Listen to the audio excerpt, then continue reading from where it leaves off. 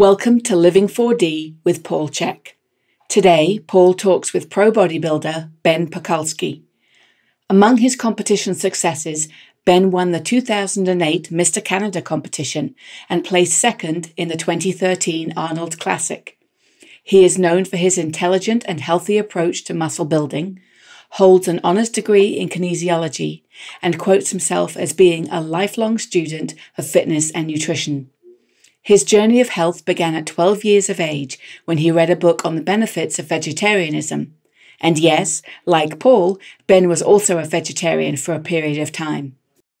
Ben, welcome to Living 4D with Paul Chek. It is absolutely awesome to have you here. Pleasure's mine, man. It's been a great day. Got to experience the day in the life of Mr. Paul Chek. Yeah, you got some stone lifting. It's a true pleasure, man. We did some really interesting stuff, right? you smoked me out. You cleaned my energy. Yeah, I did. I did a sage clearing on you. Yeah, we had some amazing food. We had some amazing conversation and some rock stacking, which is amazing. Thank you. Drumming. Yeah, some drumming. That was maybe the best part of the day. Can't forget that one. Some good tobacco. Yeah. Vaporized. So, I ran into you at Onnit. We got to chat for a while there. You spent some time in one of my workshops, or did you do one or two? I can't remember. It was one. I think one. Infant development, maybe. Yeah, walking. Oh, walk, run, wiggle, and crawl. Yeah. Yeah, good. Yeah. And so, I didn't realize how well known you were at the time. I'm really not. I'm not that cool. But I'll tell you, you did something really cool at that seminar. There was a boy there. I don't know if you remember this I don't call him a boy. He was a young man. And he was walking. He was very rigid. Yeah. And you watched him walk and you go, well, go do it again. So you talked about his lack of development in certain stages. Yes. It blew my mind, man. I just want to say that. It was amazing. Oh, is that right? Yeah, it wasn't swinging his arms, right? He just kept his arms very rigid. So you made him actually intentionally swing his arms. Yes. And you can see the guy's confidence change and, just his whole body language change just by changing the way he walked. It's quite amazing because many people don't realize that the mind is infused into the body. It's as close to your body as tails is to heads on a coin. Right. And you can't do one without the other, right? I can't give you a coin and just keep half the coin, right? So the body is the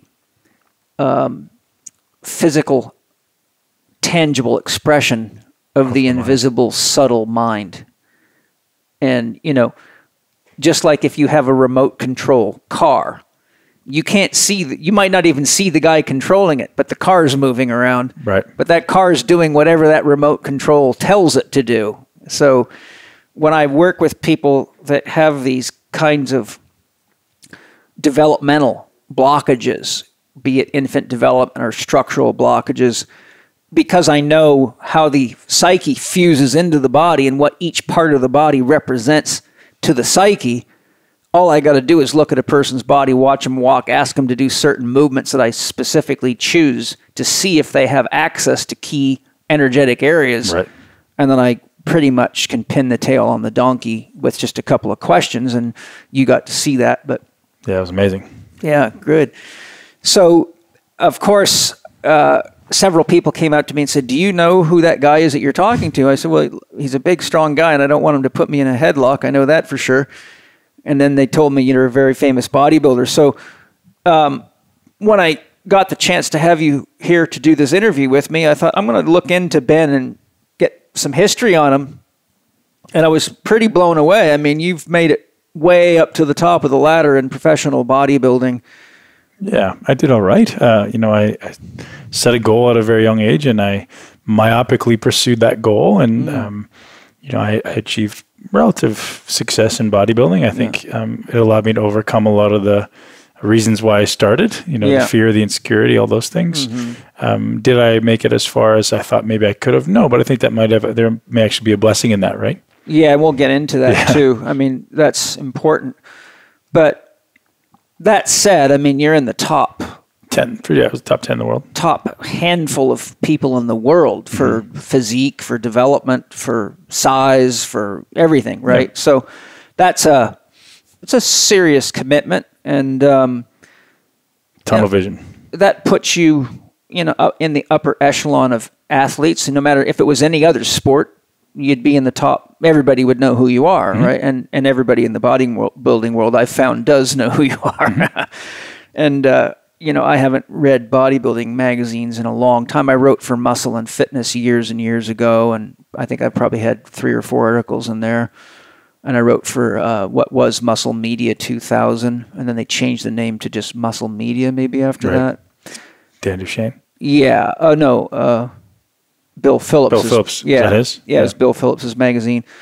I did write for the one in Canada. What's the bodybuilding magazine in Canada? Was Muscle Mag? Muscle Mag. Yeah, no longer exists. Yeah, That's I wrote a couple of articles, and they actually published a book, my first book on abdominal conditioning way back when. I can't remember the name, Awesome Abs or something like that.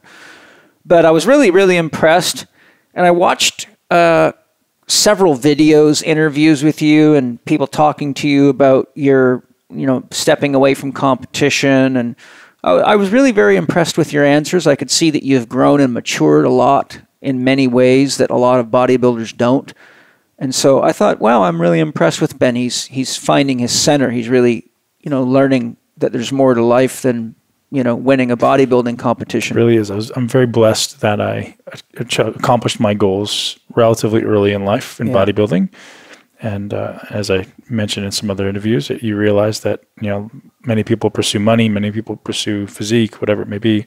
You realize that the journey is the goal, right? When you reach these end things that you think is going to fulfill you, or you're going to feel amazing about yourself, it didn't fulfill me. It didn't change the person I was. Yeah. So I was very lucky to achieve that early and have that realization. The external goal is not the goal; it's the internal goal. That's really where we want to go. Yeah. So what I'd like to start off with is wondering if you can give us an overview of your path to becoming a professional bodybuilder and share some of the highlights and challenges that you experienced along the way. And lots of highlights, lots of challenges.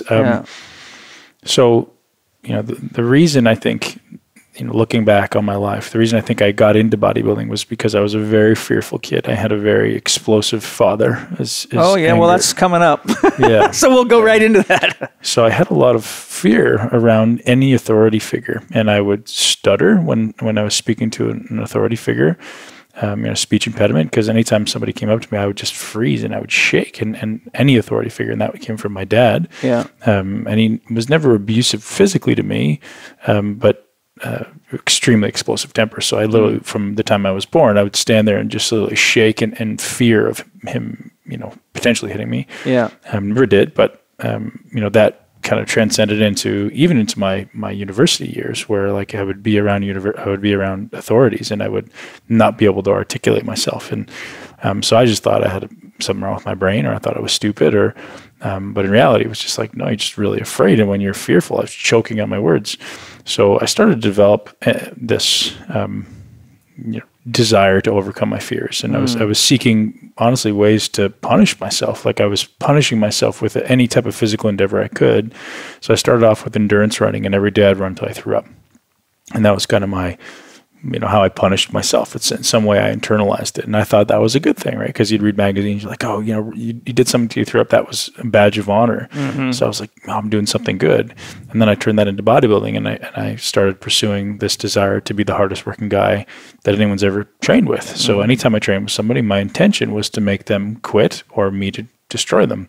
And I wanted that to be my badge of honor throughout my entire career. So anytime I trained with somebody, like I was looking for weaknesses. Like I smell blood and I'm looking to crush you. Like I want you to know that I'm working harder than you. And that was just my insecurity, right? That was me thinking that if I puffed up my feathers, I can overcome this fear and this laziness that I kind of attached to as a kid.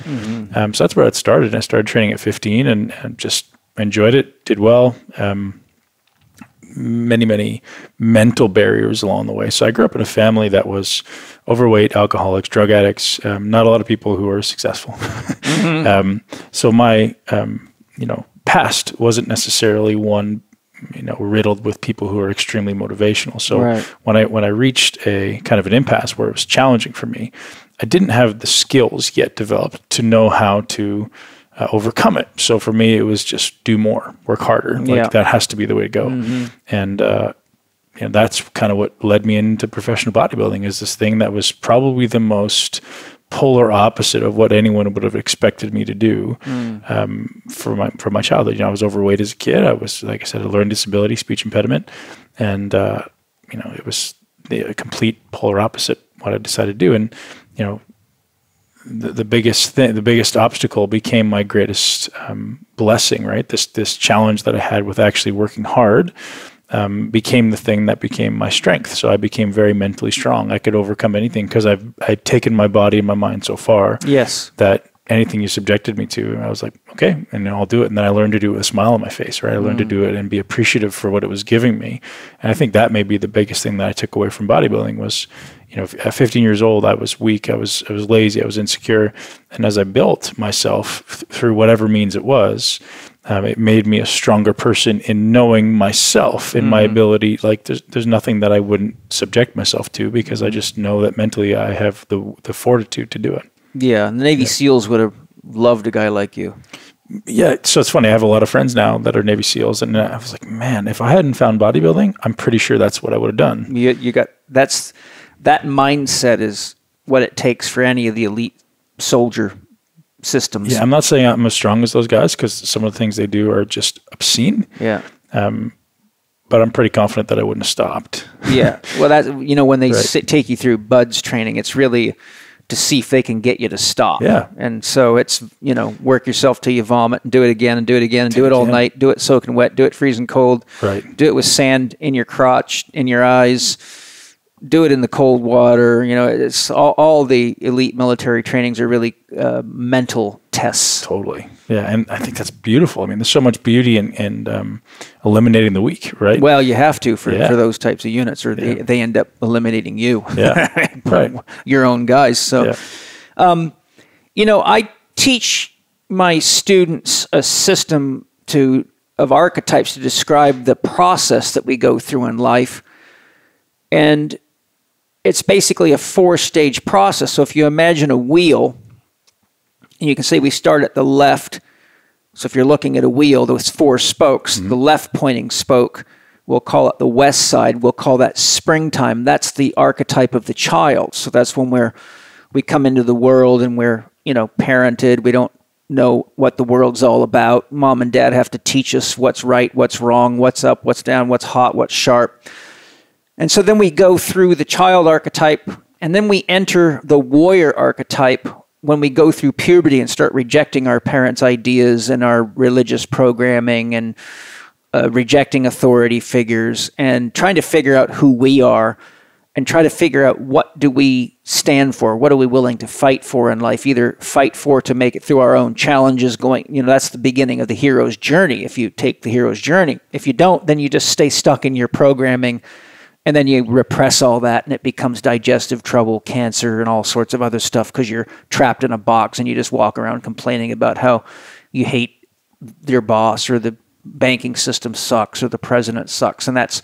It seems like most people are stuck there. Yeah, well, that's being trapped in the box, right? So that's sort of the path of confirmation, to become someone else's puppet and hope that, you know, God takes you to some heaven later on.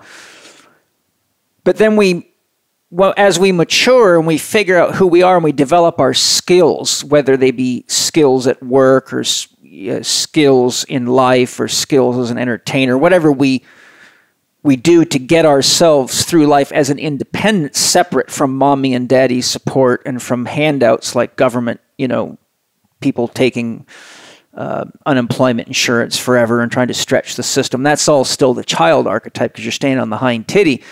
But to get out of the warrior stage, you got to enter what I call the king and queen stage. That happens when you have either your own business, you're paying your own bills, you have your own house, your own territory. You know, this is my space.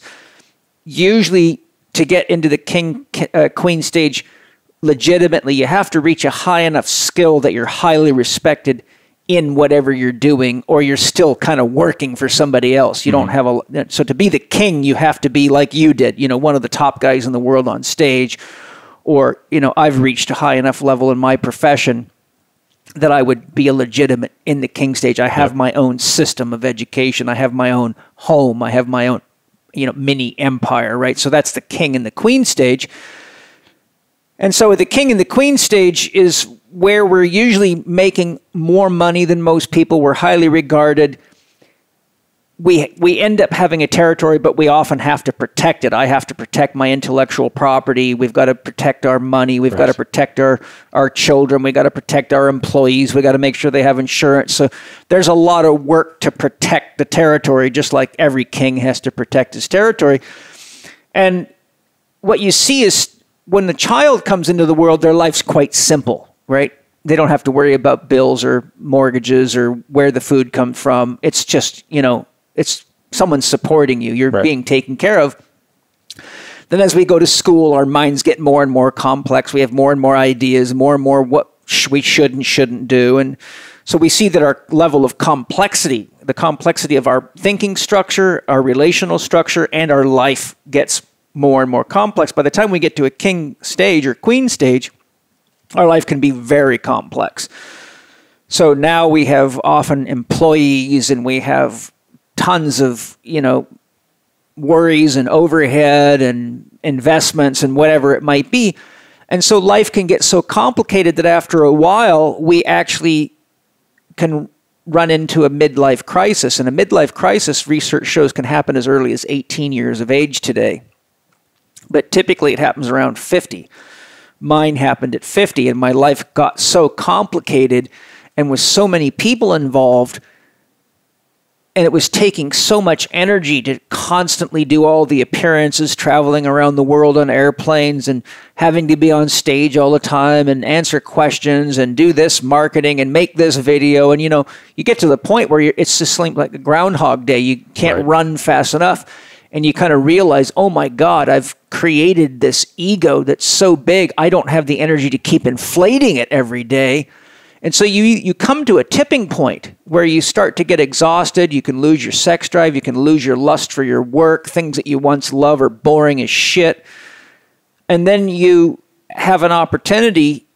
If we listen early enough, we can get through it without the midlife crisis. But if we're too invested in ourself, in our projection of ourself, in your business, your identity, your bodybuilder, or Paul Chek, the whatever people think he is, then you can burn out. But if you catch wind of it and you follow your heart, you can avoid that midlife crisis, which is real. And I've had to coach many through it, and I'm glad I went through it because I know how painful it can be. But the point is, you come to this tipping point where you realize deep inside yourself, I have got to simplify my life.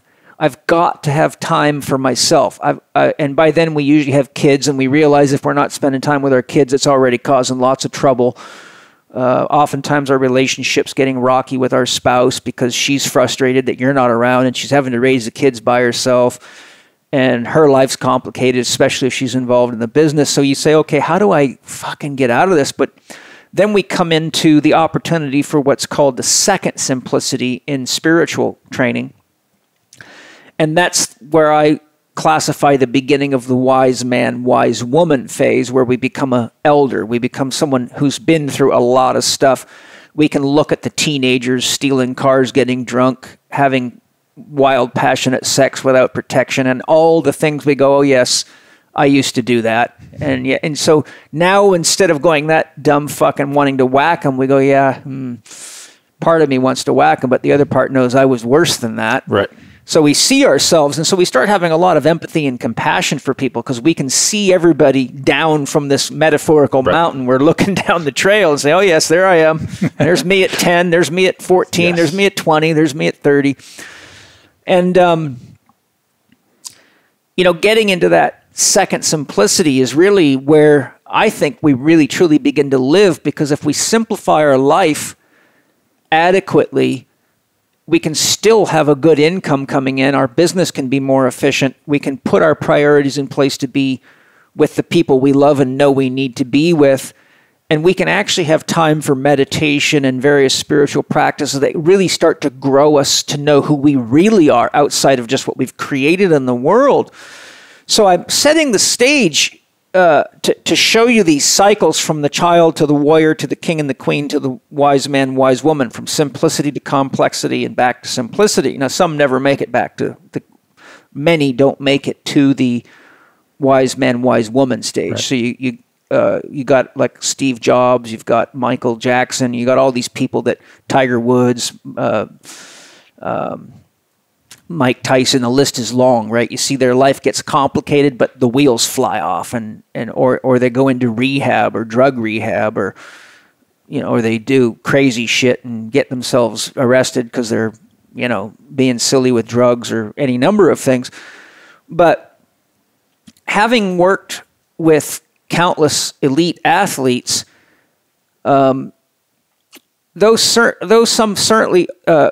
are currently do pursue their athletic goals with genuine interest in seeing what they're capable of. Like, so there are athletes that are genuinely just wanting to see what they're capable of, or it's a genuine love for them. Like, I've worked with a lot of Olympic athletes. I remember I worked with the Olympic kayak and canoe team, and Norman Bellingham, and what was the other guy's name? Greg Barton.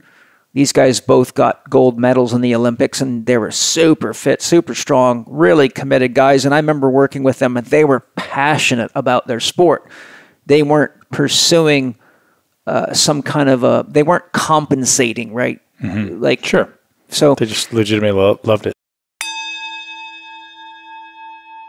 This month is Movement Month at the Chek Institute, and all month long we're focused on helping you build more creative, exciting, and effective workouts. If you're looking to optimize your gains in the gym, the Kettlebell is a great choice. It's one of Paul's favorite pieces of equipment because, used properly, the kettlebell is much more realistic to the kinds of activities people have to do in their daily lives and in their athletic performance. That means the carryover from kettlebell training to those activities is much greater. But there's just one problem. Very few people know how to use it properly. That's why we're so excited to partner with Mike Salemi to bring you his Mastering the Kettlebell online course.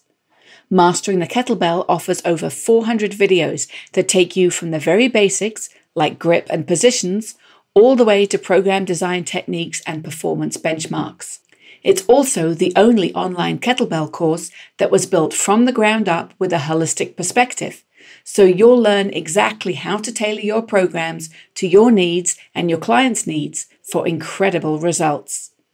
And the learning experience is unlike other online courses. As Paul says, taking this course is just like being in the room with Mike. So if you've been wanting to learn how to use the kettlebell or to use it more efficiently, we can't recommend a course more highly than Mastering the Kettlebell. Head over right now to chekinstitute.com/mastering-the-kettlebell. That's chekinstitute.com/mastering-the-kettlebell. And when you check out, enter Chek20 to claim your 20% discount, as well as a secret Paul Chek mini course on working in. Now, let's get back to Paul and Ben.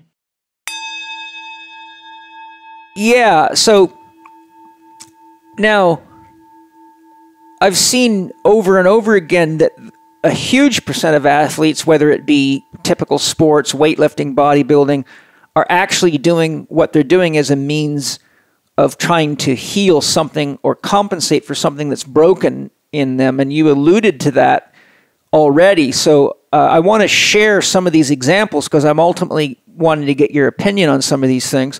So here's some examples of things that drives people to high levels of athletic success, but it may actually end up leading to more problems than good, not only for them, but everybody around them. Being physically, sexually, or emotionally or mentally abused, which, you were essentially mentally abused, as you described.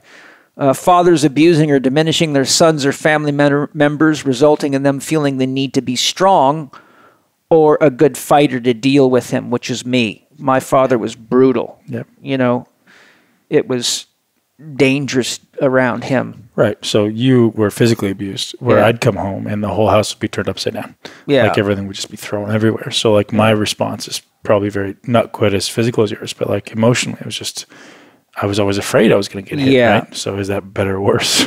Well, I would watch my father beat my brothers and sisters up or my mother up, and I got my share of ass kickings as well. And I just realized inside of myself, I had to get strong enough. I had to learn to fight because one day I had to stop him before he really put somebody in the hospital, you know. So it brought the tiger out of me, and I me and my little brother, who was 1 year younger than me, he ultimately committed suicide, like we were talking about previously. But I remember being like 8 years old, and he'd be slapping my mother around, and my brother and I would just pick up everything we could throw at him, and we'd just go at him. And, we'd be bouncing toy trucks off his head or whatever we could do. And then, as soon as he got done with her, he'd come after us, and we'd have to run like hell if we could lucky enough to get away. But there was something inside of me that I was willing to die to protect my mother. And so that drove me into martial arts. That got me started weightlifting. That ultimately propelled me, paradoxically. Right. So turning the tables on you, how important was that in your development? Because I always question that, right? Yeah. I always question how essential was that to becoming the man that you are? Well, we're going to get to that. All right. That's coming. There is that. But if a person doesn't learn to listen to their inner voice, and they don't heal the pain that sets the stage for potentially great achievements in life and spiritual achievements, meaning healing, then that very stage destroys them, right? And that's what I know you've been through. And part of the reason I'm asking these questions of you is because you have achieved a very high level of success as a bodybuilder. You've gotten yourself to be, you're on stage at 280. You're a very big, strong man. You've been in professional bodybuilding where there's drug use. So you've really pushed the edges of growing yourself and then finding that tipping point. So I want to share some of these other things that lead to this, because I'm setting the stage for the questions that are coming. Being told that they weren't smart enough or wouldn't amount to anything. I got that a lot in school. I hated school. Me too. My teachers told me, "Oh, you're never going to amount to anything." In fact, when I was in the 10th grade, which I only was in for 3 months, my girlfriend at the time, who then became my wife and is the mother of my son, who's now going to be 40 this summer, she was a very good volleyball player. She was selected out of high school for the Canadian national volleyball team tryouts because she was like one of the top girls. But one of her coaches walked up to me one day and said, "You should stay the hell away from her. She deserves better than you, and you're never going to amount to anything." And stuff like that just used to piss me off, So I got irritated by teachers talking like that as well. Being labeled small or wimpy, getting abused by older brothers or bigger, stronger kids, not being engaged by one or both parents, and finding that as long as they were bigger, faster, and stronger, that they got the love that they didn't get at home. Every one of those. Yeah. Okay. Not feeling intelligent, usually because mathematical, logical schoolwork wasn't their natural mode of learning. Now, interestingly, if you look at the common styles of learning, you have visual, which is the dominant, auditory, second highest, kinesthetic, third highest, mathematical, logical, according to Howard Gardner's research, who's an expert on learning from Harvard University, if I remember right. Mathematical, logical learning style is only suitable to 5 to 8% of the world population, but 95% of information imparted in elementary school, high school, and universities come by way of the mathematical, logical system. Wow. So a lot of the great athletes think they're dumb, but they're kinesthetic geniuses, right? That's Or they're visual learners, or they're auditory learners, right? Interesting. So a lot of people don't realize our school system's not designed to educate us, and that the people that were the teacher's pets and got the valedictorian were really just cut and paste memorizers. And I'm not being critical of them. I'm saying that they're geared towards taking in bits of information and symbols off of a page. And guys like you and I are like, wait a minute, you're talking about how to castrate a bull, but where's the bull? Like, how do you hold it down? You know? So having a lot of muscle is a very important and primal means of detouring an enemy. For example, dogs will raise their hair, make their necks look big. Bears will stand up on their hind feet. Animals will show their teeth. But they're basically trying to use a show of strength to avoid the risk of injury in combat. So I'm curious, how was we already alluded to this, so we already touched on this, but how was your relationship with your father? How do you feel there is any, and do you feel there's any developmental pain that led consciously or unconsciously to you becoming as big and strong as you did? Now, you've already addressed that. So the next question is, have you observed this connection with bodybuilders, strength and combative athletes, and sports athletes in general? Absolutely. Well, I think it goes without saying that every one of us has something there, right? I really believe in bodybuilding. I've noticed some people pursue bodybuilding because they need it, and some people pursue bodybuilding because bodybuilding chooses them. Like, there's some people who just pick up a weight and they grow, and it's very easy to pursue things that you're very good at. Yeah. So there's some guys, I think, no question, are so genetically blessed that they pursue that. Yeah. But then there's everyone else who, probably 90% of the people who have some deep emotional need, or they're trying to fulfill something in their life or fill a gap. And, from all the guys that I deal with on the high circuits and the pros, certainly it's either mom, it's dad, it's picked on, like you said, a lot. I think that was very, very common as well. And in all of those things, right, it's some combination therein. But yeah, there's no doubt for me that gave me the confidence, because there was points where I was like, I wanted to fight back when I was being abused. And same idea, attacking my mom kind of stuff. And I'm like, I need to be able to defend this. I remember the day when I was no longer scared. Yeah. I remember the day when I was like, okay, if you get angry right now, I'm going to take you out. Yeah. And I'm not going to put up with this anymore. Yeah. And thank goodness never had to do it. Yeah. But I think it's hard to speak for everybody, but many athletes definitely deal with that. Yeah. I remember my father never once said good job. No matter how hard I worked, I could not get approval. The first time my father ever told me I'd done a good job came as quite a shock to me. I was 19. I was racing stock cars, and I was very successful. I set 3 track records my rookie year, and we had the biggest race of the year, which is called the Island Invitational, where it's a 50-mile race, if I remember right, 50-mile, 50 lap. I can't remember it's the longest race of the year, but there's no class division. The cheaper, less expensive cars, which is what I was driving, are racing against the fast, expensive cars, and it's whoever can get there the fastest, right? So I managed to get second place in this race, which with a cheesy, $30,000 car, and guys are in there with cars 3 times that expensive, and it pretty much blew everybody's mind. And I'm in the pits, and my crew is just ecstatic, and then newspapers are taking pictures, and all of a sudden my father walks up and he goes, Shh. I think he shook my hand. He goes, "That was impressive. Where the hell did you learn to drive like that?" And I was in such shock, because it was the first time in my life he had acknowledged that I did something well.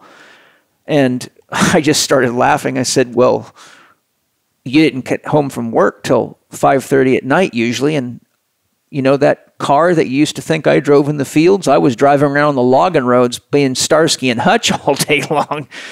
But you see, that really drove that need for acknowledgement, right? And speaking along those lines, like, I never heard "I love you" from my dad. I never got a hug until I was 21 years old. Yes. So there's a lot of deep. Well, I never heard "I love you." Well, I remember it because, the day that he said "I love you" was the day, because he thought I was dead. So I disappeared for a few weeks. Wow. And I just never called anybody. I just took off. I think I was about 21, maybe a little younger, maybe 19. And just never called anybody. I was like, well, nobody gives a shit anyways. I'm just going to go do whatever I want to do and go about my business. And they called the police. They thought I was dead. And when I got home, they're like, for the first time I got a hug and I got "I love you." Wow. So yeah, that was maybe the first time when I realized that it was such an impact on me. Because, as a young boy, you kind of don't pay attention to it. I didn't even think, I wasn't conscious enough to think that there was an issue with my dad. It's just, that's how my dad is, right? Yeah. In the bodybuilding world, I haven't kept up with it. I stopped following bodybuilding kind of after Arnold phased out of it and got into acting and stuff, but he was such an impressive person to look at. Yep. But he seemed like the genetic wonder kid. But Frank Zane seemed to me like the Zen master who... That's right. was just the kind of the epitome of balance and focus, and was somebody who bodybuilded not because he had compensations going, but because he was wanting to truly master the human physique. Right. And so, and then there was other guys, you know, Franco Colombo and all the big guys, Lou Ferrigno and all those guys, and I didn't study them well enough to know, but I really saw I agree with you that Frank Zane was like the Zen monk and Arnold was like the wonder kid. Not that he didn't have to work for it, because at that level, as you know, everyone's got to work for it. But so I did get to see someone who I think was born to be a bodybuilder. Another guy like that's Bill Pearl. Yeah. You know, he was someone who was really, I think, a genuine, authentic expression of what a bodybuilder can be, and is a very spiritual man. I think the unfortunate reality is, like, the people who may be genetically blessed and chosen for bodybuilding now unfortunately have to push beyond what their genetics allow, right? Yeah, like that's just the unfortunate reality. Like, drugs level the playing field, right? Yeah. Maybe not level it, but allows guys who maybe wouldn't have been at that level to push a little harder with the drugs. Yeah. All of a sudden, everybody's at the same playing field. So now you look at these guys like Zane, who obviously still exist. There's many guys who are ridiculously genetically blessed who can't really show those beautiful genetic physiques because they have to push so much further just to be able to stand on stage with. Yeah. It's a completely different kind of ball game. It is. And it's throughout sports, right? Sure. I mean, a lot of people don't realize one of the most heavy drug users in sports are elite tennis players. Really? Yeah, because they have to play these long, grueling matches. So their drugs aren't designed to make them bigger, because that would slow them down. It's designed to enhance their capacity to recover and to be able to keep the pace up. But there's lots of drugs in tennis, and there's a lot of drugs, as I'm sure you know, in competitive cycling. Sure. Yeah. So there's drugs in places where people don't realize there's drugs, right? So I'm curious, what advice would you offer parents to help them realize the pain and the danger of ineffective parenting and the kinds of painful overcompensation it creates in people and athletes? So if you could say to the parents of the world, hey, look, be careful, because you might do more damage than that kid can ever bodybuild his way out of, or martial arts his way out of. Yeah, as you and I discussed, like, that's become my biggest passion in life now, right? Yeah, I think it's important. I've transcended this desire to continue to build muscle, and now I'm really focusing on, you know, what does it actually mean to be a great dad? What does it mean to create a great dynamic with your children? And I think the easiest thing for people to realize is parenting is not about what you teach your children. Parenting is about yourself and how you can become a better version of yourself to reflect on your children, right? And so many people are reading parenting books, which is ironic to me, because there's so little that you can do. I mean, I'm sure there's a lot you can do ultimately, but the big thing that I realize is kids, they hear nothing of what you say and see 100% of what you do. Yes. And when you realize that as a parent, it really shifts. I think it should shift your perspective. But there's certainly a lot of damage that can be done by parents trying to impart their expectations of what this child should be on that child. So if I'm a parent who's very concerned with what everybody thinks, they're concerned about their own image, whatever people are perceiving them. Very common in religious families. Sure. Especially Christian. Right. And now it's going to be pushed down on the kids, like, you have to be this way. This is the way you have to be. Kids can't be expressive of themselves anymore. God's watching. Right. Yeah. Carefully. Right. And now, kids can't express themselves. Parents are always putting them in their place. Yeah. If they're doing something wrong, you're not listening to me, or you're going to be punished by God. Like, Sarah, you're going to get punished, you're going to get hit. Yeah. It's a huge, huge problem in the development of children and finding themselves. And you and I talked about this on the podcast we just did, on my podcast. Like, how does somebody find themselves? How do they find the meaning in their life? How do they find who they are and what brings them ultimate fulfillment? Well, one way I can tell you certainly is when your parents are constantly smacking you down when you think you're doing something that's going to make you feel better. It's bringing you back down because you're told, don't do that. That's not the way you get love in this world, and literally just beating it out of you, right? Yeah. If you're constantly getting reprimanded for doing things that are, not acceptable, quote unquote, to your parents or to your in your cultural group, then you're just not going to do them anymore, right? The personalities we develop are not necessarily our own. It's the ones that get us love in society, which is terrible. Did you know that back pain is the third most common reason for visits to the doctor's office? And even though most people recover pretty quickly, over a third experience it repeatedly. The thing is, most cases of back pain are not caused by serious conditions like inflammatory arthritis, infection, fracture, or cancer. And that means the vast majority of cases are preventable with smart training. It's this exact realization that led Paul to create Scientific Back Training. Scientific Back Training is the most comprehensive online training program out there on how to condition and rehabilitate the back.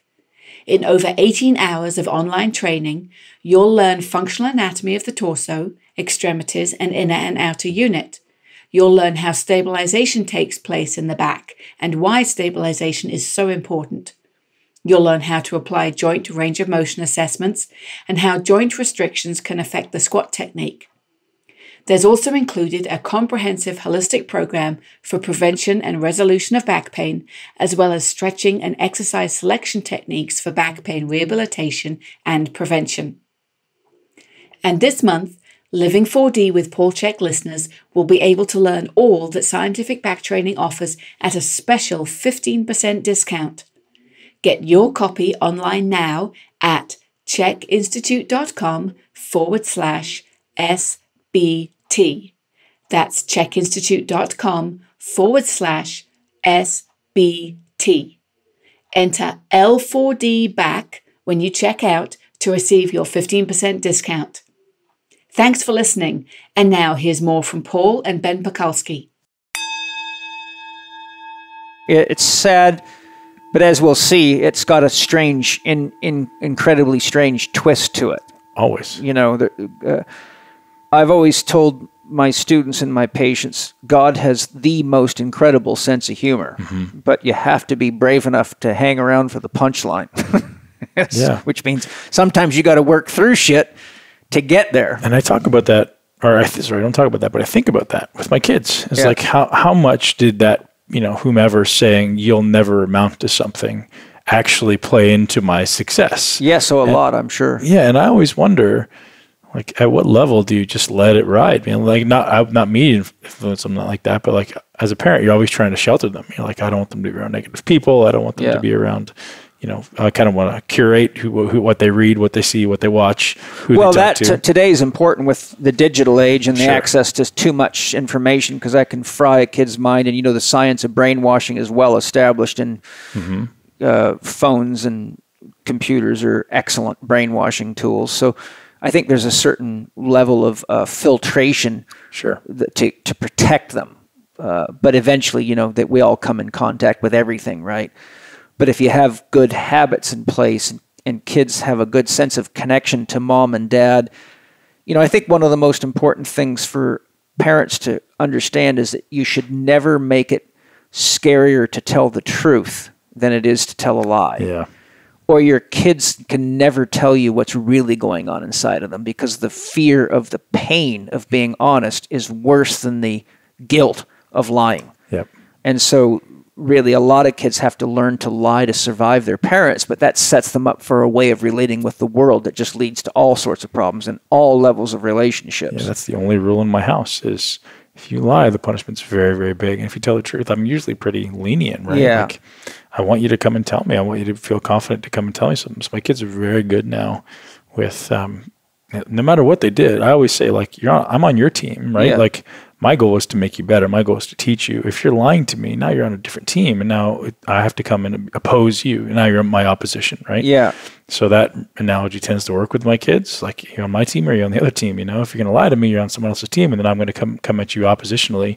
Whereas if you're on my team, you're telling me the truth, and I'm going to support you to get better, right? That's how teams work. Yes. And so that, may not work for everybody, but that seems to work well for me. I think it's a good strategy. I tell parents, they say, well, how should I handle myself in such and such situation or whatever? And I say, look, this is what I learned the hard way, right? My first son's going to be 40 this summer. I got a 3-year-old now and a new one on the way. So I'm kind of living a second life, and it's great because I'm ready to be a parent now. Right. You're very young with yeah, he was born when I just 2 weeks before I turned, or 2 weeks after I turned 18, he was born. So, now I have enough life experience and wisdom to realize how important it is to really make a kid the focus, right? You got one shot at it. But what I tell people is a very simple formula I worked out the hard way. Whatever challenge you're dealing with your kid, just ask yourself this question. How do I want my child to handle this situation when they're an adult? Right. You're teaching them. So if it's an argument with another kid on this playground and you tell them just beat the shit out of them, then that's how they're going to handle it when they're 20 and 30, and they'll end up in jail, right? If it's something to do with stealing, then teach them how to handle it. Handle it yourself exactly the way you want them to see it done. If you think the kids aren't watching when you're cheating on your husband and they aren't hip to your little games, they're usually way more hip than you are. So there's a subtle realization that needs to happen there, though, right? Is you and I take it for granted that parents have, or any humans have, some subtle level of consciousness. Yes, but unfortunately isn't the reality with our culture, right? So we have to, like being aware of how you react and respond and act and talk and act is, that's the thing that if we could change that in the world, we would make the world a better place. And that's just part of our own healing, right? That all boils down to us healing. We're either, Carl Jung says all children are tasked with the unfinished lives of their parents. So whatever they didn't finish growing, wherever they didn't mature, wherever they didn't live honest. So much truth in that. Yeah. Wherever they didn't fulfill their dreams, wherever they didn't take responsibility and become a citizen, right? A real contributing citizen. Whatever it is, the kids have to carry the ball from there. Wow. Wow. I've never heard that before. Well, Jung was very, very deep, As you can see, I've studied him extensively. Entire library. Yeah, and he's a lifetime of study. So Ben, through all this, have you observed that our painful starts, trials, and tribulations, and even unfortunate experiences in childhood and early life, in retrospect, can turn out to be just what we needed to ignite something within us that leads us to becoming something greater than we might have been if we had a normal family development?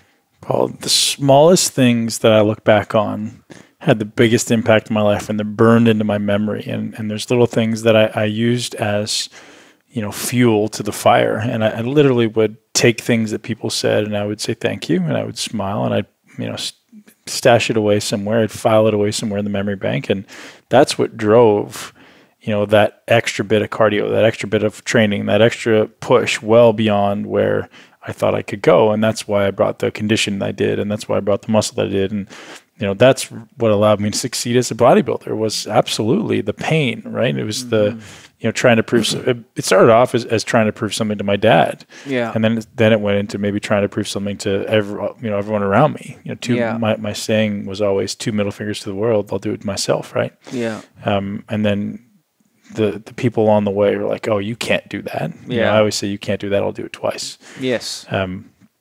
I really do believe that it is important. Now, I hope, maybe you have the answer, that there's some psychologist out there who is starting to quantify this stuff, right? Like, at what level, or maybe how could we create the same result, the same internal drive, without the negative psychological repercussions? Or is it just a necessary part of avoidance, right? Like, we have an innate human desire to avoid pain and avoid failure, I think. Yeah. So is there some way to achieve that without having to inflict psychological damage on people? Well, I think there is. It's sort of one of these slippery slope paradox type situations. I shared Edward Edinger's definition of consciousness in our podcast for your podcast. I'll share it again for the listeners, and I've used it before, but I think it's one of the most important definitions of consciousness out there. Consciousness is a psychic substance produced not blindly, but in living awareness of opposites. So, if we imagine an ideal parenting scene, the parents would create a fairly stable environment, which means the polarities are not strong. Therefore, consciousness isn't going to grow as fast because we become conscious of differences. we become conscious of pain.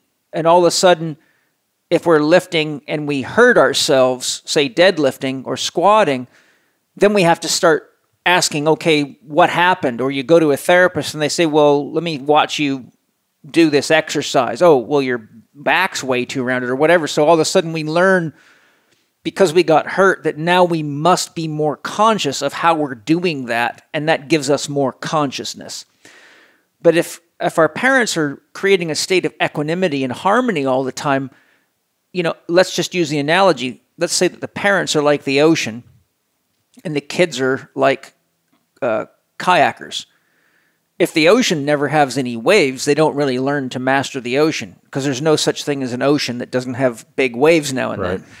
So there is this need, and there's a lot, if you look at the spiritual literature or Buddhism, and many people like Jack Kornfield and many of the great Buddhist teachers, the Dalai Lama, that many of them go into the, shall we say, the necessity of pain to stimulate us to become more aware and more conscious of ourselves, how we manage ourselves, what we say, what we do in relationship to ourselves and others. So pain actually is a hard thing to avoid, and since then this gets into a deep philosophical situation where we have to say, okay, what's life here for? What's human life for example? I don't think lions and bears are really worried about, you know, reaching a certain level of Buddhahood. They're just bearing and lioning and squirreling and, you know, coyoteing and being, right? But it seems to me that when you get to the human being, there's this innate quest for what created me, what created the world, what created the universe. We get to the point where we have enough brain power to keep asking deeper and deeper questions. So there is an urge to grow into these invisible areas, right? And that's what religion is. It's really the pursuit of who am I and what is this, whatever it is that's behind all this, which requires a progressively higher level of consciousness, because your level of consciousness determines the magnitude, the depth, and the quality of the questions you can ask on any topic, right? As a professional bodybuilder, if you were interviewing another professional bodybuilder, you have the experience to ask the most challenging, most riveting, most pinpointed questions. But some 15-year-old that reads muscle magazines isn't going to have a clue what to begin to ask, because you have achieved a high level of consciousness, right? So scientists meditate to get answers to deep questions. And you look at, like, Einstein would meditate in the bathtub. He would sit there in the bathtub and go into deep thought on all the deep questions that he had about the universe, and most of their answers arrive as intuition. So you see that there's this something driving us to always grow our sense of understanding so that we can create a deeper sense of meaning, right? When we have questions that are not answered, it leaves us searching for meaning. Mm-hmm. Like when a kid's told in church, God will burn you in hell for almost everything that's natural to you, the music you listen to, the clothes you wear, the kind of sex you want to have, who you date, if you have sex before you're married, and the list is very, very long. So you're pitted up against your instincts all the time, which produces a lot of pain, which then makes you conscious. But you get to the point where you have to say, wait a minute, this does not sound very loving to me. It doesn't sound very godly to me. If God is God, then God already has everything. Why does he need to control me? Right.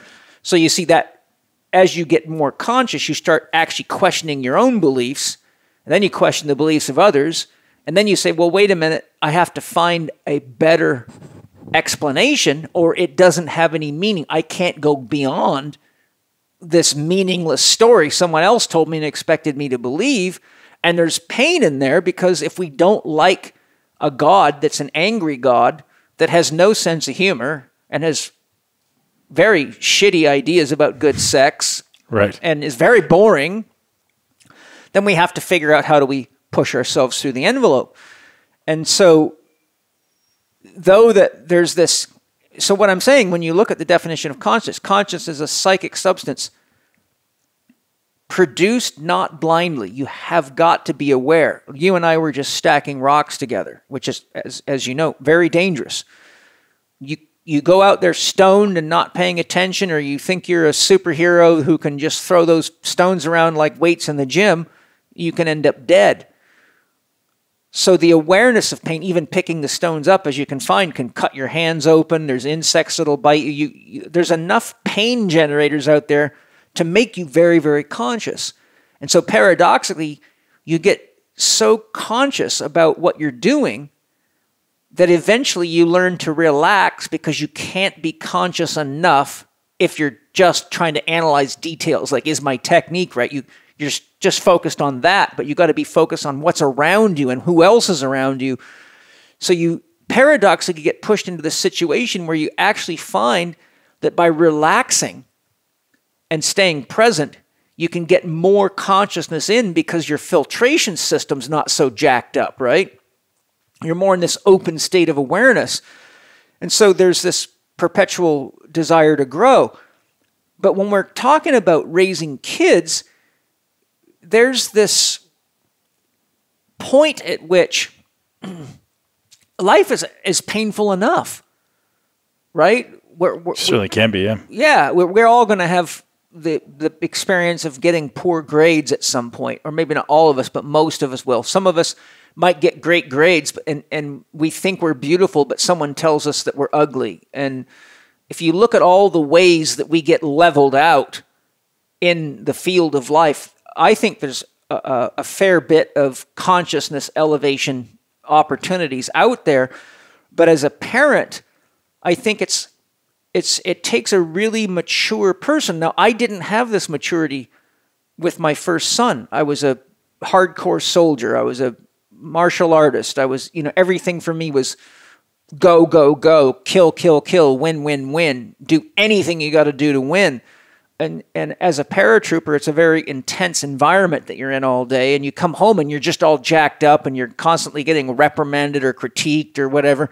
And so the sad part of it is a family is a stress attenuation system. We usually aren't afraid to fart at the dinner table, or tell someone what we really think, or everyone in the house has seen us cry before, so you can't hide that. So when you come home to your family, the paradox is you share your pain, but you also pass your pain on, because our family becomes a buffering system. There's many things we do with our brothers, sisters, mothers, and fathers, aunts, uncles, cousins that we would never do in public, because we know that they're our family and somehow they're going to deal with it. Yeah. So you see great way to look at it. There's an attenuation system there. Just like if you have a bicycle wheel with 32 spokes, no matter which part of the wheel hits the curb, the force is attenuated through the wheel and it's divided by 32. So our family is like spokes in the wheel. But if our family doesn't attenuate the stress effectively and puts more stress back on us, eventually the rim breaks, metaphorically, and then we get into drugs or compensations and ways to do it. So I think part of the problem is we don't have effective parenting systems. We lost our tribal elders. We don't have wise older people, right? In our culture today, we have old people that are out running and getting boob jobs and facelifts and buying their second Corvette and trying to pretend they're still 25 or 30. And so their level of consciousness is really like a perpetual teenage type experience. Absolutely. So there's really hardly anybody leading parents into the wisdom of being a parent. And in tribal societies, if you read the book Metabolic Man, 10,000 Years from Eden by Charles Heiser Warthen, he shows you through comprehensive studies that the average hunter-gatherer society could do all the work it needed to do to feed itself within about the first 3.5 to 4 hours of the day. And while the parents were out doing the hunting and gathering, the grandparents, the elders, were educating the children through song, through dance, through play, through story, through crafts, through things that engaged them, and they had fun learning, and there wasn't writing stuff down, and there wasn't tests. The test was life itself. Exactly. So they got to learn from the wisest, most mature, most empathetic people in the tribe who had been through it. Yeah, and they knew the importance of not damaging children and how important they were to the success of the tribe and the future of the tribe. I think now, I mean, you'd probably agree with this. I feel as though the current parents are maybe more mature and more advanced than grandparents. Like, I don't want to put my kids with my parents. Yeah. Certainly, right? They're certainly not going to be wise elders. Yeah. So I think our culture, our society is dealing with this issue of this generational gap, right? Yeah. Like these people just aren't, maybe it's the 60s and 70s, like during that generation of when, or earlier than that, obviously, there's a unique niche of people coming out of that state that just aren't set to lead a generation of young adults or young children, right? Yeah. So it could just be a generational thing, because I'm certain in the past, that's been a great solution to have the elders that are very wise and they're going to lead and they're going to teach and make great, offspring. Yeah. Well, a tribal environment is very different because the elders of a tribe, most tribes were not based on systems of monogamy. So, right. You had a man could have kids from 3 different women, and a woman could have kids from 3 different men easily. So the tribe was really more everybody. We're all brothers and sisters, and if mom and dad were away, then your other mom and dads are the ones in the tent right next to you. So we didn't have this kind of monogamy-based, territorialistic, my yard, my kid, don't touch. It was more like everybody was your brother and sister. Everyone's your cousin. Everyone's your uncle. Everyone's your grandpa and your grandma, depending on how old they were and how wise they were. But we've lost all that. And that is, unfortunately, there's religious underpinnings to that. There's also, if you study Ken Wilber's work, once we started agriculture and we started fencing off fields, we became a patriarchal society. This is my land, not yours. Stay the fuck out of here, or I'll shoot you. And so what happened is, then you have the religious influence of monogamy until death do you part, and anything else is get you in lots of trouble, get you killed even. So then we broke the essential bond that attenuated the force and had consciousness flow through the wheel of the tribal family, and now it's just got a lot less spokes in the wheel. And it's broken up into pieces, and it just isn't rolling very well. But we have all this money now. We have all this technology. So and we have all this fake food, right? So we got gazillion acres full of grain, enough to feed us for the next 10 years without farming a day. But it's all junk food, right? So the point is that what we gained was a sense of power, control, and territory, and the illusion of safety.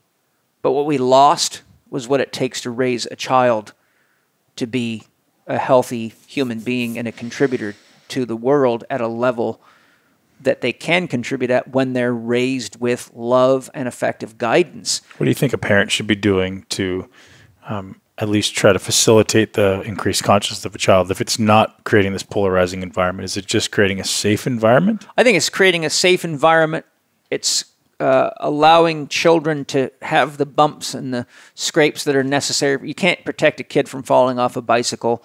You can't protect a kid from falling off a horse. You can't protect a kid from stepping on a nail when they're out playing. What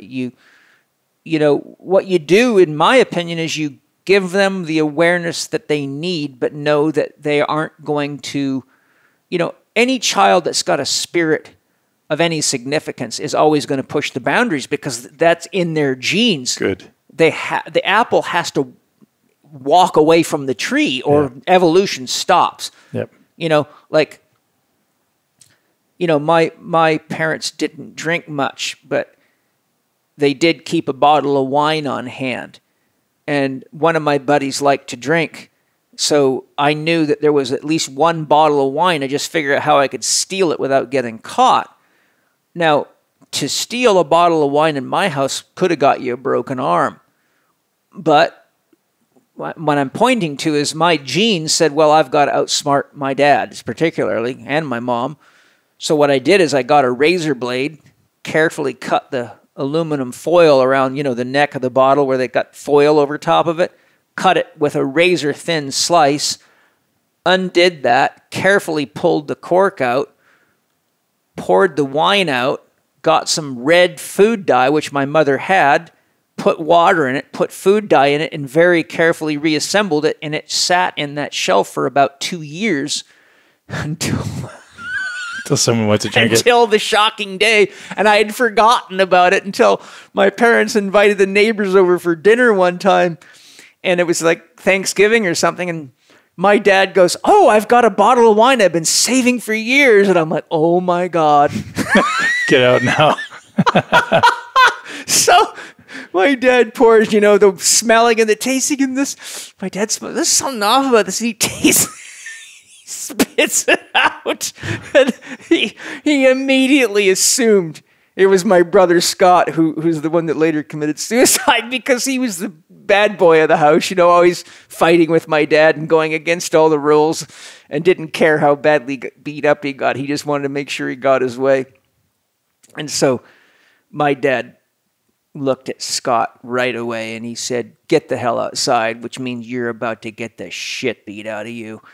And I'm like, I can't let this happen, man. So my dad was embarrassed, right? Because he's got a bottle of color water. And I'm like, shit. I should have replayed. I kept telling myself, I got to replace that. Bottle. I got to go get someone to buy me a bottle of wine because I'm only like 13 or 14, right? And so we used to go hang out at the liquor store and wait for some, 19-year-old or whatever that would buy us some wine. And so my dad's out there and he's got my brother by the neck and he's about to punch him in the face. And I yelled, "Don't do it." I did it. And it was interesting. It was one of the interesting experiences of my life. My dad let go of me and he looked at me. He said, "You did that?" And I said, "Yeah." I was going to replace it, but I said I just forgot. And I kept telling myself, and it's not easy for me to get wine. I have to find someone that'll buy it. It could take me half a day to do that. I said, me and my buddy Brent drank it, and we snuck off to the movie because there was a drive-in movie theater about a half a mile away. So we'd hike through the woods at night and risk the cougars and the bears. And we would sit there and unplug one of the, the things you hang off your window at the drive-in movie theater. And we would turn it on, sit outside and drink the wine, get drunk and watch a movie for free. And then hike home, and we had to sneak back into my window. They always thought we were in bed. And so I told my dad what happened. And it was one of the wildest experiences I ever had, because he looked at me, he goes, "I'm really impressed that you told me the truth to save your brother." And he said, "Make sure that wine gets replaced." And he walked in the house, told his friend what happened, giggled about it. Nobody got beat up. And so it was one of those kind of strange moments in my life where telling the truth actually turned out to be a safer bet. Wow. But so anyhow, we were kind of talking about how these challenges can actually turn out to be gifts. And I think with regard to your question is it takes a lot of presence from a parent because there's a lot of deep thinking. How much is too much? Too much warning, too much reprimanding, too much punishment, and how much is not enough. And this really is an issue because if you're working too much and you don't have time to be with yourself or meditate, or you don't have a spiritual practice, or you don't have a place where there's wise elders, like, in the Self-Realization Fellowship, my mother could go talk to the monks about these things and get really wise counsel. But most people go to a typical church and get some spare the rod and spoil the child type discussion, and then they go home and just beat the shit out of the kids. And I've seen it happen thousands of times, and I've rehabilitated too many people to remember that it got ruined through this. So what I'm saying is each parent has to find that very special point. And one of the things that if you study like Hazrat Inyat Khan, who's got a fair bit about teaching, or you study an integral psychologist like Keith Witt, or you look at Dr. Daniel Siegel's teachings, one of the themes that keeps coming out is make sure no matter what you do, you stay connected to the child from your heart, and they know that you love them, that you're doing it because you love them, and even though they don't understand it, at some level of their being, they feel the connection. But if you disconnect from the child and you give the child the sense that it's now not part of the family and that it's not loved and it's some kind of hoodlum or some kind of a second-class citizen, that's when you damage the child in ways that may take a lifetime to fix. So if I had any advice, and I've had to learn this the hard way, it's stay connected. Look the child in the eyes. Mana's only 3, but he is a fireball. And sometimes he gets right out of hand, and he's learned to control the whole house, and you know how it goes. And so I will take him out, and part of me wants to just whack him and say, damn it, quit all this bullshit. You're driving everyone crazy. But I found if I just look him in the eyes and say, Mana, Daddy wants to help you. What do you need? What do you need? And just talk to him. And I take him out of the house so he can't get access to everything that's distracting him from toys to whatever's going on. And it's often, you know, cool at night. And he's like, Daddy, I want to go in the house. Then you just have to listen to me. We have to talk before you go back in the house. But I've been blown away even at 3 years old. If I stay right connected to him and look him in the eyes and don't raise my voice at him, but just talk to him, oftentimes he'll calm down. Mm-hmm. And I remember being young and my brother, you know, my brother would, me too, but my brother was worse. He would not calm down because nobody really did that with us. It was just, you get more whippings. You talk again, you get smacked. If the strap doesn't work, it's a wooden spoon. If that doesn't work, it's the horsewhip. If that doesn't work, it's a punch in the face. If that doesn't work, well, it's the hospital. And I've seen it escalate to that level enough times to know why my brother killed himself. But so it is a very, very fine line. But look, what's more important than our kids? Nothing. And so one thing I did that was very effective for me, as far as helping my kids understand some of these situations. Like, kids are going to get out of hand, right? Like, I almost encourage it. I'm like, don't listen to me. I want you to do what you want to do. Be free. Yeah. But one thing I started implementing, and this is, you know, very much in line with this idea of being conscious, is every morning when they wake up, from the time they were 2, maybe younger, I'd sit them on my lap and we'd breathe, so they could feel me breathing with them. So we would just make them do, you know, as many breaths as it took for them to like settle down. And, you know, I always call it 5 breaths, and sometimes it's 50 and sometimes it's 10, but as many as it takes to calm them down. And I want them to feel what it feels like to be still. And I want them to feel like what it feels like to have a deep, relaxed breath and be able to keep their eyes closed and not fidget. And now anytime they're getting at a hand, or they're misbehaving, or they're you know, being a little overzealous, I'll just say, hey, go sit over there and do 5 breaths. And that's it. So that's their, you know, timeout almost, right? So now instead of giving them a external coping strategy, I'm giving them an internal coping strategy. Yeah. So, you know, many parents are like, here, take this iPad, take this chocolate bar. This is going to calm you down. Yeah. Need some sugar to calm you down. Well, that's what it is, right? It's giving you some external thing to make you feel better. It's a pacifier. Right. Versus like, hey, 5 breaths. Now, it's the best way to diffuse a situation, right? It's just teaching them to go inside of yourself, feel like I walk them through like the progressive muscle relaxation stuff. I'm like, hey, contract these muscles and relax. Just feel your face relax, your neck relax. And it's the best way to diffuse any situation, no matter where they are. I'm like, hey, you go in your room and you do 5 breaths, and you go over there, you do 5 breaths, everything's gone, right? Yeah. And then I'll come and talk to them after that, and it's a good passive way to diffuse a situation. And it lets them have an internal coping strategy, because so many people become addicted to drugs and food and other things because they don't have a coping mechanism when things get stressful.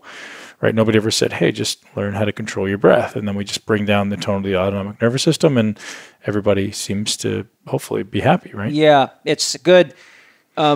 Since Mana was a baby, you know, Angie and Penny and I would go out and do Tai Chi in my Tai Chi circle at home. So from the beginning of his life, he's felt, breathing squats and various Tai Chi moves. And so I remember the first time when he had he was pretty good at walking. It was like with some stone steps you got to go down into my front yard where my water charger is, and I would have to help him down so he didn't fall and crack his head open or something. But one time I was down there with him, and I'd just taken a water bottle out, put the other one in, closed the door, and I started walking away, and he points to the Tai Chi circle. He goes, "Daddy, Tai Chi." He's like, "You haven't done your Tai Chi." I said, "Oh, you want to do some Tai Chi?" So he would come in the circle, and he had learned what a breathing squat was. So here's this little tiny guy, you know, who's just learning to walk, and he's only has a couple of words, but he knew what Tai Chi was, and he's like, Daddy, Tai Chi. And so it just goes to show you that these little things, if you imprint them and you make it so it's not like associated with pain all the time, you know, in other words, if you wait till a kid's in a temper tantrum to try to give them the 5 breaths, then it's just another thing you're telling them to do, and it's like, But if they realize that it's coming because you're loving them and saying, this is how we calm ourselves down. You know, like monkeys go have sex, we can go breathe, you know.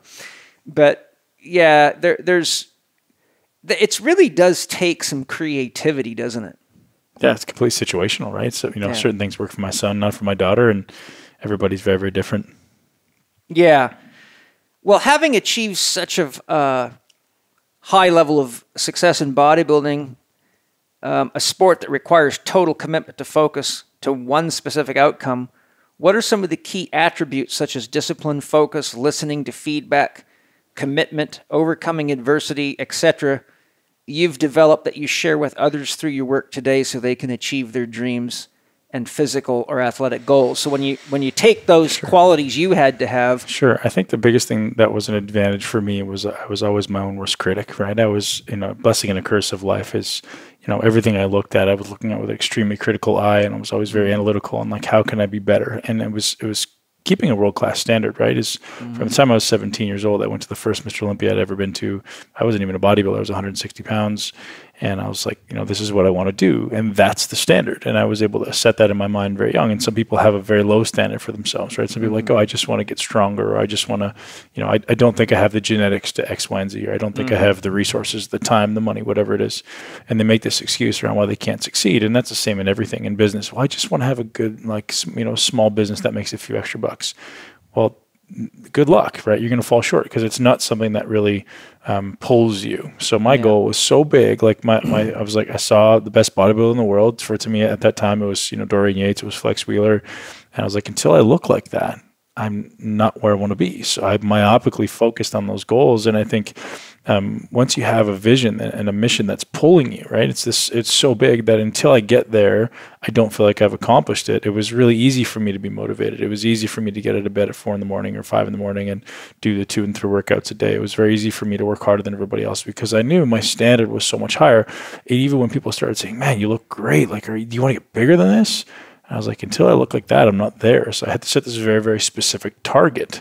I think it's just this simple understanding that anyone who's successful in anything has a goal. They have a target, and they create an action plan, right? It's like, okay, where do I want to be? I want to make $100 million. Okay, well, how do I do that, right? Create an action plan. And who's done it?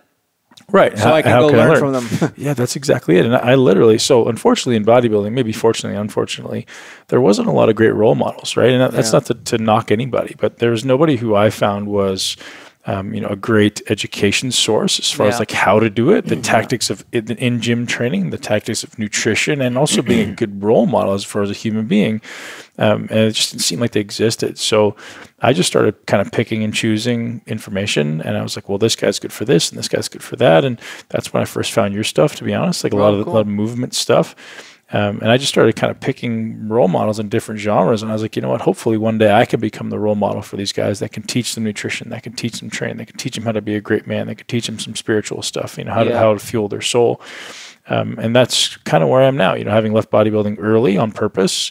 I just want to be a great resource for every young man, whether you be 15 or 25 or 35 or 55. And the young women too, I imagine. Oh, absolutely. Yeah. Well, I guess I just relate to men because that was me. But yeah, certainly young women who want to just become the best version of themselves. Maybe they're overcoming something and having to deal with something, but giving them an actual path, giving them a strategy, giving them some tactics to actually accelerate the journey, to remove all of the dumb things that we do that, we pay for when we're older, right? The things I did between 17 and 24 are still causing me problems because of just the mindless approach that I took to building my body. Was just like, I'm just going to work harder, and running faster and faster in the wrong direction is not going to get you where you want to go. Yeah. It's learning. You got to learn to kind of set your targets first, set the cells first, and then make sure you're pointed in the right direction. Then you drop the hammer down. And that's kind of what I've cut my teeth at in my business now is I'm teaching people how to build muscle for their body, like teaching you what actually works for you, because realizing everyone's structurally different. And I think if you empower every child, but young adult, 13, 14, 15, 16 years old, with the belief and the self-confidence that they can build their body, I think you eliminate a lot of problems, like a lot of psychological issues, a lot of lack of confidence, maybe eating disorders, and actually empower them with the skill set that, hey, like if you do these things, you can build your body. You may choose not to, but at least you have the power to do it.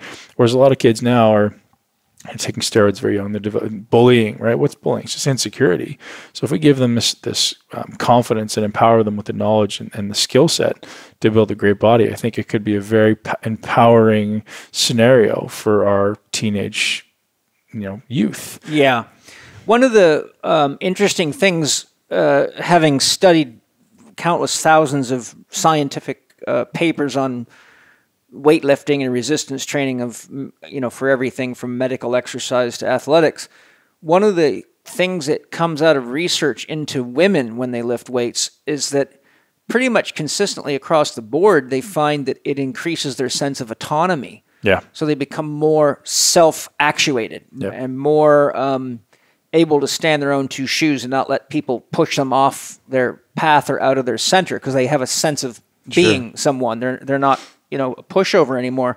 And of course that's the truth with young men as well, and anybody that starts lifting weights and comes from a position of being weak and not able to feel safe in themselves or to accomplish their goals.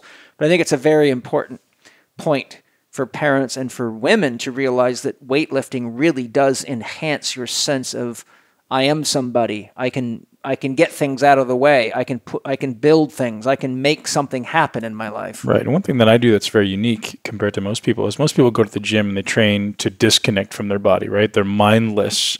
They're doing things to, mute out the noise in their mind. And the way I approach it is I'm actually using training to be more conscious as an opportunity to be present, to be mindful, kind of like when we're lifting rocks, right? Yeah. Well, how do you take training, your typical weightlifting, and turn it into that, where you have to now pay attention to positions in your body, you have to pay attention to muscle links, like what muscle is moving, and teaching people to become more present in the moment. So I use it as this opportunity for everybody to become more conscious and more present in the moment, because if you really want to build a great body, being present is going to accelerate that, right? Yeah. I need to pay attention to what's moving, what's contracting, what's doing the work, where do I feel this, how am I doing this? Like there's a lot of little intricate questions you can be asking yourself to actually make you more present in the moment. My training is meditative. It's, my eyes closed. My eyes are closed. I'm paying attention to my breath. I'm paying attention to my contraction. Where do I feel it? Am I feeling it in the right place? And then between sets, it's again going back into that parasympathetic breath, right? So like, how can I get myself out of that massive sympathetic state and go to the parasympathetic breath so I calm down? Now my perceived effort is much less, and now I can do more work. That's why I developed the whole concept of working in. Because when you work in, when you control your breathing and you harmonize your biological oscillators, you go into an anabolic state. Exactly. So what happens is you decrease the amount of sympathetic push that you're getting, which has the net effect of decreasing the overall stress on your mind and your body. So, people like Mike Salemi and many other great athletes are people that I've taught how to use those techniques on their rest periods and in between workouts, specifically to enhance anabolic recovery, speed recovery, strength development, muscle mass development. This is we're talking the same language when it comes to that stuff. Like when I started doing that, I could do the things I was doing during my career, and my perceived effort is a fraction. Like I'll train with guys that I was training with during my career. I don't even break a sweat. I won't be out of breath, and I'm doing the same things there and more relative, to the same amount that I was doing during my career when I was much bigger and much stronger. Maybe not stronger, but I'm keeping up with my ability to do those same strength feats, and perceived effort is fractional. Yeah, I know, as a guy who's been weightlifting since he was 12 years old, pretty nonstop, and studied it from every angle you can imagine, because as a therapist, you have to know the anatomy in great detail. But it's amazing how just the change of the angle of your forearm or your wrist can completely change the recruitment profile. The change of the position of the foot, even half a centimeter, can completely change how you recruit in a squat or a deadlift. So there's quite a vista of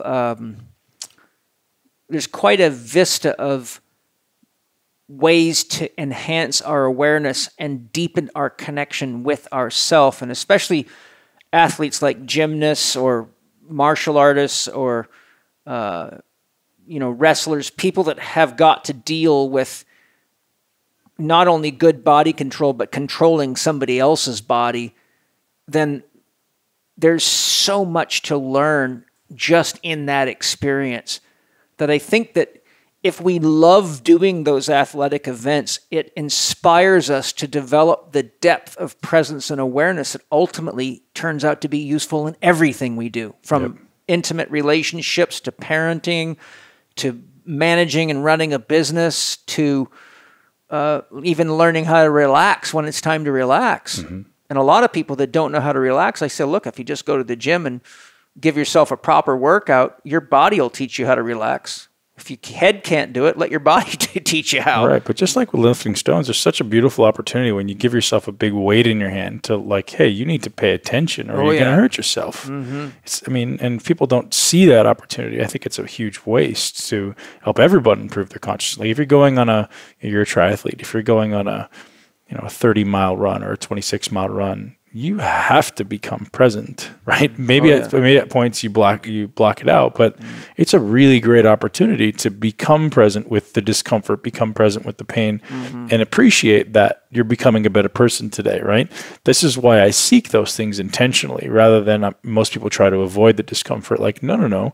You do your cold shower every day. You do those things that are ultimately subjecting you to the opportunity to become more disciplined today. Yeah. So now I know that I can overcome anything, right? Building that self-confidence and that character because I'm intentionally seeking opportunities to make myself more disciplined. Yeah. If I can't do something, I must. It's something I say all the time. Yeah, right? That's one of my slogans. If you can't, you must. Oh, funny. I've been saying that's great. Yeah, you can see that all the way back into the 90s in my earliest programs where I talk about if you're analyzing someone's squat and they can't squat, the medical system says never make them squat. No, I say whatever you can't do is what you must do because that's exactly how you're going to get hurt. Right. Because you cannot avoid squatting.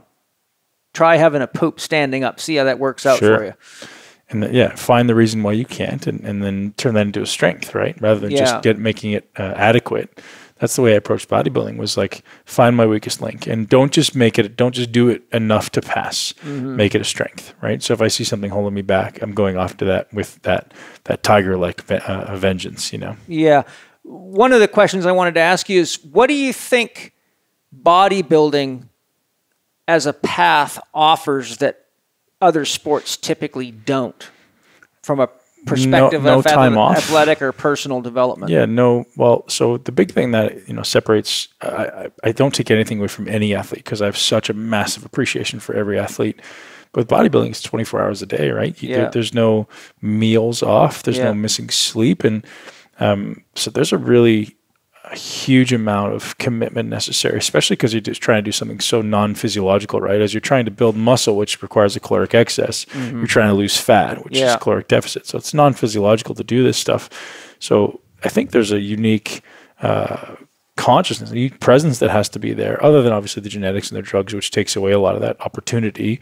I think there's a really unique opportunity there to do something that is just extremely, extremely challenging. It takes a lot of attention to detail. It takes a lot of discipline, and just this idea of like, as I get closer to the show, most people are working more and more and more and eating less and less and less, and that just requires so much self-control, so much discipline. Yeah. I know that from boxing and martial arts training. It's a hard road, baby. Yeah, and I suggest, so I have kind of polarizing views on this. Like, to be honest, I suggest most women never compete because it destroys your relationship with food. It destroys your hormonal system. It does all those things. But I also suggest that every human being at some point in their life strongly restricts their food because learning to have an appreciation for food is one of the greatest things. One of the greatest things I learned from bodybuilding is like the beauty of the natural flavors that exist in food when you're actually deprived. You know, deprive yourself for a while and see, you know, what it feels like to actually deprive yourself of water, which you will get as a boxer trying to make weight. Like if you're dehydrated and you deprive yourself of water, water is the most amazing thing in the world. And it just improves that gratitude, that appreciation for everything. I mean, I remember taking a bite of a white potato or a sweet potato or you know, anything when I was competing, and practically I was like, get you high. it was just like orgasmic, right? Like people used, I used to, my treat when I was dieting used to drink apple cider vinegar, and people go, "Are you out of your mind?" I go, "This is like, I look forward to this." Like, you have no idea what it's like to really deprive yourself of something, and I think everyone should experience that. Well, fortunately for me, one of my father's punishments was no food. Yeah. So, okay, you don't get any dinner, or you don't get lunch, or you don't get lunch or dinner. So as a kid, I kind of learned what it was like to be hungry. I've had plenty of nights going to bed just like my stomach, you know, and plus we were doing a lot of hard work. So I learned that. But then boxing, boy, whoa, man. You know, my walking around weight was comfortably, normally, and I wasn't fat. I was probably only 8% body fat when I was out of training, and I was 168 pounds. Like when I was a triathlete, I weighed 168. So you can imagine I'm doing a lot of training. But I fought at 147. So I had to come down very carefully because there wasn't a lot to lose. So I really had a very strategic system. But I remember I would give myself one grapefruit, sometimes a grapefruit and an orange. When I was within 2 weeks of a fight, if I even thought about food, I would gain weight. But I would finish, I usually lose 5 to 8 pounds in a workout just from all the sweat, because we would weigh in and weigh out every workout. So I would see I was like dropping weight like crazy. But I couldn't drink a lot of water. I couldn't eat much. But after like 5 hours of boxing training and just leaving that place just cooked all the time, I'm hitting the heavy bag and the speed bag and sparring, and I'm thinking, I've got that fucking grapefruit in my gym bag, man. And it would be like... sweetest thing in the world. It would be like, you know, the prince finding his princess, you know. And I would remember walking out of the gym in the hot sun in North Carolina in Fort Bragg, and I would peel this thing, and I practically wanted to eat the damn rind off the damn thing. But the experience of biting into that juicy, not too sweet, but just sweet enough. Just enough water and moisture. Just enough moisture to keep you from cracking into a, you know, just a big callus that's cracked open. But little things like that they're really a level of discipline. And there's the pain that makes consciousness, you see. And there's inducing pain because we're doing something that we want to accomplish to make ourselves feel good, not to impress mommy or daddy, but to prove to the soul or the being or the spirit in us that we can be somebody. We can be bigger. We can be more. We can be faster, bigger, stronger, better, because that's what you do when you're young. That's what a warrior has to do to become a warrior. You've got to learn to face adversity. And I think athletics and bodybuilding gives us a chance to choose to do that on our own. And then your heart's in it. Then you starve yourself to get down to fighting weight, or you lean yourself out of love and passion for the sport and for the adventure. You know, it's like there's certain medicine journeys like ayahuasca. There's certain dieting procedures you need to do. And if you don't, you go for a very, very bumpy ride. You might have a bumpy ride anyhow. But our culture has become so lost in instant gratification that I think that we're really actually, it's almost like there's a strata, there's a handful of people that are getting much more conscious and growing very rapidly spiritually. But for every one of them, there seems to be thousands that are just stuck on their iPhone eating junk food and don't have the discipline to do anything to grow themselves. And now we've got the medical system just drugging everything so they don't really have to experience the pain they're creating through being unconscious. So we've created this kind of weird stratification, which is super dangerous. It's the same thing that happens in the financial world, right? You have 1% of the population that has 90% of the money. Yes. It's just, you just rise up. Yeah. If you're willing to work and be present and be conscious, you're going to separate yourself. And that's just, I think, the unfortunate reality of humanity. You know, it's some people are willing to endure it and some people aren't. And I think unfortunately, I don't know if there's any way we could overcome it. Well, leadership. Maybe. And guys like... From a very young age. Well, you know, the thing is, look, people like you inspire a lot of people, right? There's a lot of young men that look at a body like that and go, oh my God, just like you did, I want to be that way. And they start reading your articles and listening to your podcasts. And I mean, I have lots of them that read my stuff. Yeah, and, for sure. You know, they say, okay, wow, I know I don't have to be in pain. I know I can get rid of my skin problems. I know I can do this or that. Right. And that's really what it takes. Like we said, we've lost our tribal elders, but it's up to those of us that realize what's going on to devote ourselves to sharing a little something. You know, I do a blog every week, and that is my commitment to social work. My video blogs on YouTube. That is my contribution to society that I donate. I put the time, energy, and I spend the money to make that happen because that's me. I'd rather do that than drop $5 in the hat going around the church. Right. Right? Manly P. Hall says, if you want to find a Mercedes-Benz in any third world country, just look behind a Christian church. Mm-hmm. Point being, they're taking all the money from the poor people and decking the halls with gold and buying BMWs. Meanwhile, everyone's starving to death. But I put my money in the hat goes into these interviews. I pay for these podcasts myself. So I don't have any sponsors yet.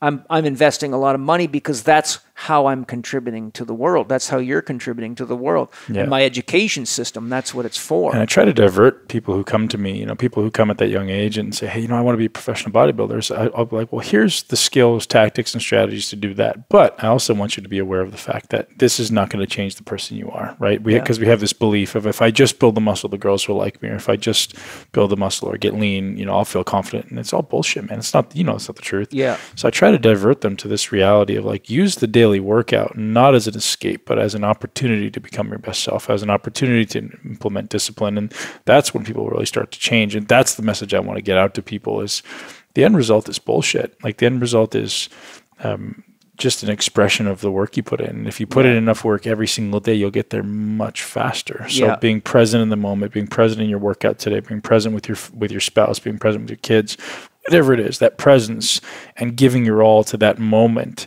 is the only thing that matters. You know, that seems to be the message that needs to be conveyed to everybody because we're also attached to what the vista is from the top of the mountain.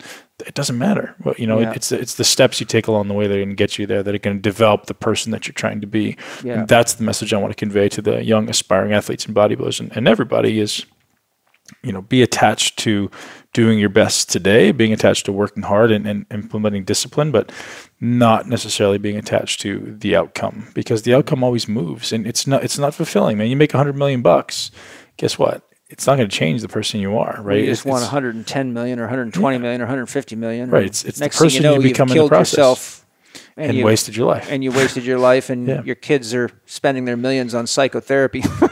Yeah, it's and true. drugs. Yeah, exactly. They're trying to escape the... Yeah. Now, see, how old were you in 88? 7. That's when I started traveling, lecturing professionally on the dangers of machine training. And that's when I unveiled my primal pattern movement system. I completely agree with you, right? And I teach this in my courses. There's got to be an integration of isolation, which is machine training, and functional training, right? Yeah. So, you know, what's functional, which is like I need to integrate the way the body's meant to move and the integration of isolation, right? Yeah. You have to integrate those things. Otherwise, you create dysfunction.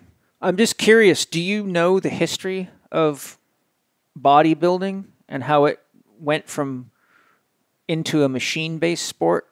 And what it was before then? I think it was just Arthur Jones, was it not? Well, Arthur Jones was the kind of one of the key principles, but before that, interestingly, in the year I was born, a man named Vic Tanny, and this is back in the Jack LaLanne days era, became America's #1 fitness trainer. I've got Wisdom Magazine, 1961 on the shelf in there if you want to see it. And that was the beginning of the concept of machines, and that's when you got your universal machines, and that was where they designed gyms to run people from one door to the other door and make money off them. and sell as many memberships as possible, hoping that people wouldn't come use the gym. Wow, nothing's changed. Yeah. So what happened is that started kicking off the what I call commercial gym era. But interestingly, if you go back, Eugene Sandow started the sport of bodybuilding. Yep. And back in those days, almost all the champion bodybuilders were Olympic weightlifters. And many of them would go right from competing in an Olympic competition on Saturday to a bodybuilding competition on Sunday. But there was minimal isolation training. It was all functional lifts, and bodybuilders had more of a specific focus on diet and, sort of the physique orientation. But a lot of the great guys that had good genetics obviously would have beautiful bodies from Olympic lifting. And so, interestingly, and I share this in my lectures, and it blows a lot of people's minds, at the same time that bodybuilders were mastering functional exercise, and then you got Bill Pearl, who wrote his book, Keys to the Inner Universe, which is really like a magnum opus. Have you seen that book? Oh, that'd blow your mind, Do you man. have it? I've got it. Yeah. It's like 900 pages of free weight bodybuilding. It's like the magnum opus for bodybuilding. And so later he wrote his book, Getting Stronger, which switched to all machine training. And I've studied this extensively, and you see pictures of Franco Columbu, Arnold Schwarzenegger, Lou Ferrigno, and a lot of the bodybuilders, Frank Zane, and you rarely ever saw them doing anything but free weightlifting, right? Bodybuilding, but with free weights, right? But then once Nautilus came along and Arthur Jones, and he started paying big money for bodybuilders to show up at his centers where they would get thousands of dollars to come work out there, and they would market it. That triggered off this avalanche of isolation training on machines. Mm-hmm. But there's a couple of interesting caveats here. While the bodybuilders were developing physiques with functional weightlifting and free weights, the polio era came. So what happened is that nurses were tasked with doing manual exercises to isolate muscles, because if you have polio and it's affecting your lower cervical spinal cord nerve roots, it'll shut off your biceps, your triceps, and your delts, right? C5, C6, C7, for example. So what they would do is they had this concept. They found if they could keep exercising the muscles, that it slowed the rate of tissue loss, and they were hoping that it would stimulate neuron development, even though at the time they weren't sure if that would work, because that was when they thought brain cells and nerve cells were one time only, never regenerated. So through the polio era, interestingly, the rehab community went from integrated training to isolation training. And as they became isolationists in the rehab community, the machine era came on. So you saw the physical therapists who used to focus on posture and functional movement, because if someone was injured, you had to get them back to work and back to being a mother and back to being a carpenter or whatever.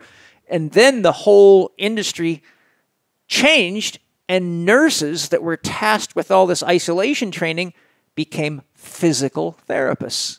And that's how the field of physical therapy began. Interesting. It emerged out of the polio era, wow. And nurses were tasked with doing all this stretching and exercise all the time, so they developed a school of training called physical therapy.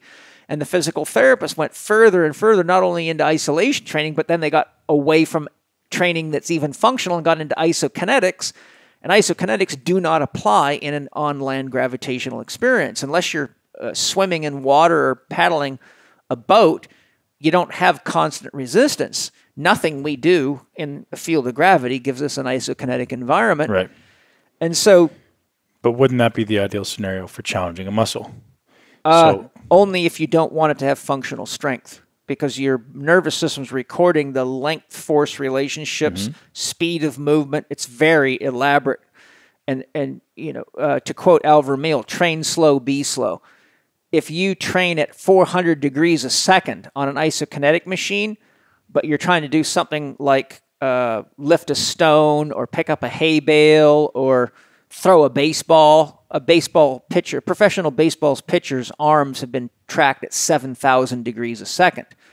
So if you're training at 400, even 800 degrees a second, and you're rehabbing a pitcher, you're going to actually train their nervous system to move much slower. And this is why a lot of boxers and martial artists and golfers got scared the hell away from weightlifting, because they kept training in gyms on isolation machines moving at slow speeds, and then their punching speed slowed down, their swings got all screwed up. So there was a big stigma in boxing and martial arts and in golf and other precision sports that weightlifting ruined the athlete. And I had to work through all that with the boxers, because I had to come into that stigma. And well, I proved to them that it wasn't true, because I lifted weights and I was good enough to be on the third best boxing team in the world as an amateur, and I had to fight my way on. And they knew that whatever he's doing was working. But so some of these things can be used for very specific applications. Another example of things that people do they don't realize is using rubber band training. Rubber bands have the opposite length-force relationship that functional free weights do. As your muscle gets shorter and shorter, the rubber band gets tighter and tighter and puts more and more resistance, but your actin and myosin filaments are more and more fully interdigitated, and mechanically they can't generate as much force. There's no way to do it. They don't have any length-tension relationship, and they become electrically locked up. It goes into a tetanus state.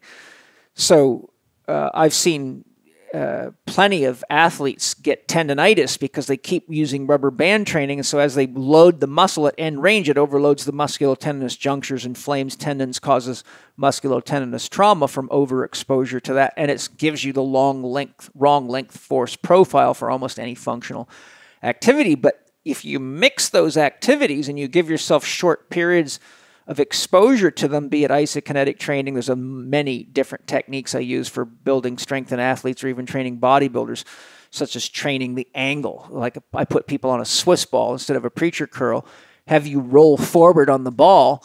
So now you're hitting peak length force when your forearm's parallel to the ground. And as you fatigue, I have you roll back a little bit, and then you get to the point where you're laying over this way. Right.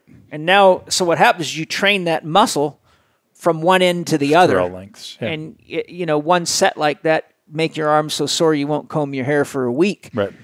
But it will grow the hell out of you.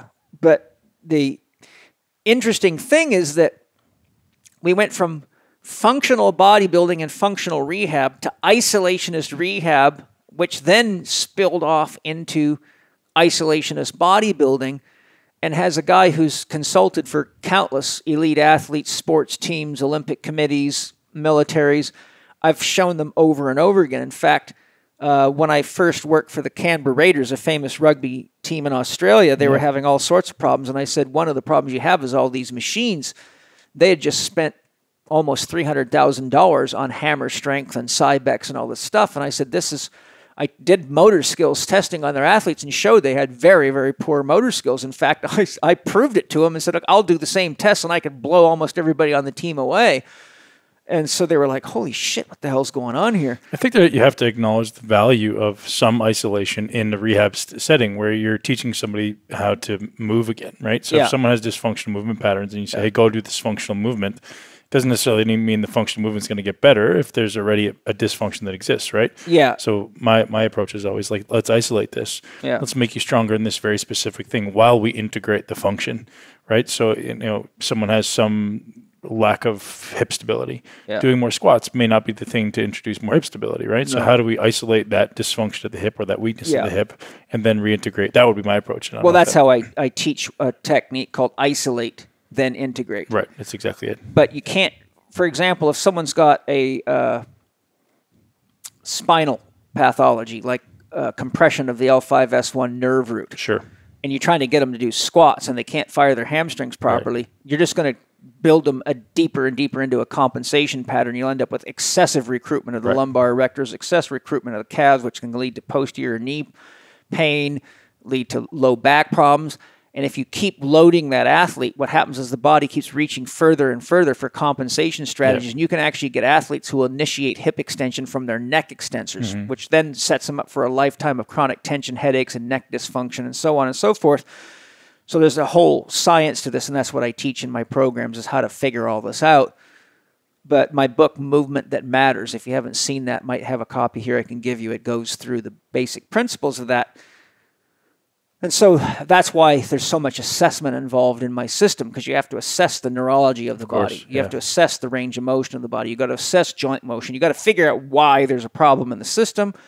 You have to assess each of the key muscle systems, the internal systems, such as the transverse abdominis, pelvic floor, the inner unit, the rotator cuff, the hip rotators, all the key stabilizer systems. But the problem is the instant you put somebody on a machine, it'll shut their core stabilizer systems off, because the body operates on what's called the MENS theory, minimal electrical neuromuscular stimulation. So the body will not turn anything on that it doesn't have to. It's a survival strategy. So if you put people in a stable environment like a Smith machine, then they will develop their outer unit muscles, their prime movers, without co-developing the stabilizer system, which is like putting a bigger and bigger engine in a Volkswagen, but not improving the suspension or the brakes, or putting bigger tires on it to handle all that horsepower. And that's why all the bodybuilders are broken. Oh yeah, I've shoulders, rehabbed, so elbows, so knees, and I've terribly rehabbed course. Mountains of bodybuilders in my career. Bad lower back. It's like, And so what happens is the phasic system becomes so strong, it just tears the joints apart. It literally just dismantles the system, because you cannot handle the internal force. There's tremendous internal force on joints. Like if you isometrically contract your biceps, that long head of the biceps is going in front of the glenohumeral joint. It's trying to push the humeral head right out the back of the joint. So your body is built so your triceps crosses the joint, and you get a co-contraction. The brain fires that in a co-contraction to stabilize that joint. So the harder you fire the biceps, the harder you have to fire the triceps in a co-contraction, or you will ruin the joint. So if you start stabilizing and using preachers and all sorts of props, you actually can create an imbalance between the stabilizer system and the prime mover system. And so mountains of athletes that train on bodybuilding equipment using bodybuilding tactics end up with injuries that nobody can figure out why these injuries won't go away. It's just dysfunctional movement patterns. Well, they've actually rewired the motor system so that they've developed the phasic system without the tonic system. The tonic is the postural system, and the stabilizer system, it's predominantly slow twitch, and there's a lot of neurology involved in it. But so I pioneered the concept of primal pattern movements and showed how you have to test all this stuff, figure out what's wrong, and then based on what movement patterns are dysfunctional, you have to go back and isolate and progressively integrate. And I developed stages of integration so that it was done in a structured way that worked with how the body actually worked. But so many athletes got caught in this concept of machine training, and it was many coaches didn't know any better. So, I've probably made millions of dollars, to be honest with you, because of that. But I met huge amounts of resistance when I started teaching this stuff, because so many people just couldn't believe that they could be that wrong, right? And they were like, "Where'd you get the research?" I got it out of your journals. I actually got it out of the physical therapy journals, out of medicine and science and sports and exercise, and all the advanced journals, out of textbooks of kinesiology and biomechanics, and used their own science to show them. And I studied neurological rehabilitation and the science of the nervous system and the integration of the inner unit and the outer unit. And I studied European literature. I studied with Vladimir Yonda. I studied with Carol Levitt, who wrote the book Manipulative Therapy and the Rehabilitation of the Locomotor System, which is a very comprehensive book looking at everything that can affect the motor system. And I studied infant development. So I came loaded, right? So in '88, I started unveiling this, and I had one lecture called Train the Movement, Not the Muscle, another one called A Neurodevelopmental Approach to Conditioning. So I showed how the system actually is wired, how infant development works, how we have to have these movements to survive in nature. So it set up a lot of problems. So I was going to ask you, I'd like to hear your thoughts on how you'd advise athletes that want a combination of physique improvement and motor skills development, such as speed, agility, flexibility, coordination, balance, power, and endurance enhancement, to deviate from so much isolation training. But you kind of alluded that you do mix functional movement. You have to. So obviously the more you isolate, the more dysfunction you're creating, right? Yeah. And that's pretty obvious. So I think, the way I envisioned it's just kind of like this Venn diagram, right? Like, so where do these things overlap? So you've got, You've got mobility, stability, strength, hypertrophy being, another aspect of that. So and then power. And power, sure. And where are you trying to sit within that kind of continuum, right? So if I'm trying to be very hypertrophy focused, well, I'm probably going to spend a little more time in isolation, although I'm certainly going to spend a lot of time integrating function. As far as percentages, it's going to be completely dependent on where someone's starting. So if I have someone coming in with already pre-existing dysfunctional movement patterns, I have to create stability and be able to access those ranges before I can integrate more functional movement patterns. Because ideal scenario, I want everyone squatting, I want everyone deadlifting, I want everyone doing typical dumbbell and free weight style movements. But if they're executing those with poor functional movement patterns, so I have to re-educate the nervous system on how to do it correctly. And sometimes that takes some isolation work, right? Like I want to isolate the way the body moves, develop isolated strength, and make sure we balance out the body. And then bang, all of a sudden now I can do those functional movement patterns better. So every workout that I write will integrate some level of function and isolation. And depending on where the person is in the continuum, if they're already really, really efficient and effective at the functional movements, then I'm going to do more of those.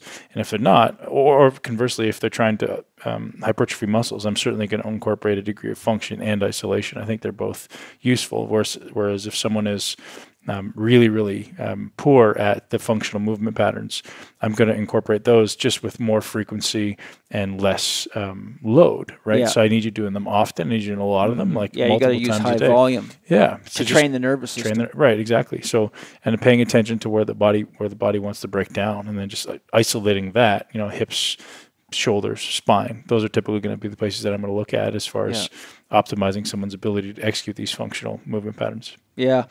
One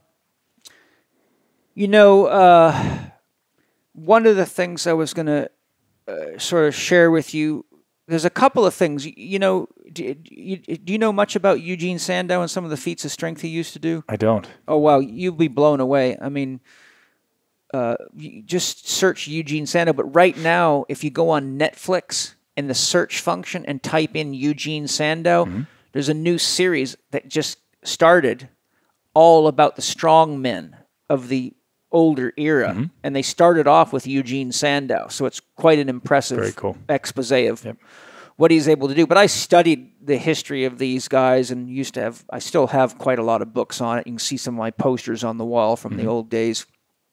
But when you start looking at people like Eugene Sandow, Arthur Saxon, and a bunch of these guys, the things that they could do, like Sandow, I've got a picture of him in his book, Life is Movement. He's got a tree that they sawed so that it's stretched across like two sawhorses. It's a big tree, right? Like a full-on tree that they shaved off. And there's like 19 people standing on it, and he squatted that damn thing. He used to take a horse and pull the stirrups over and stand up with the horse and walk around with it on stage.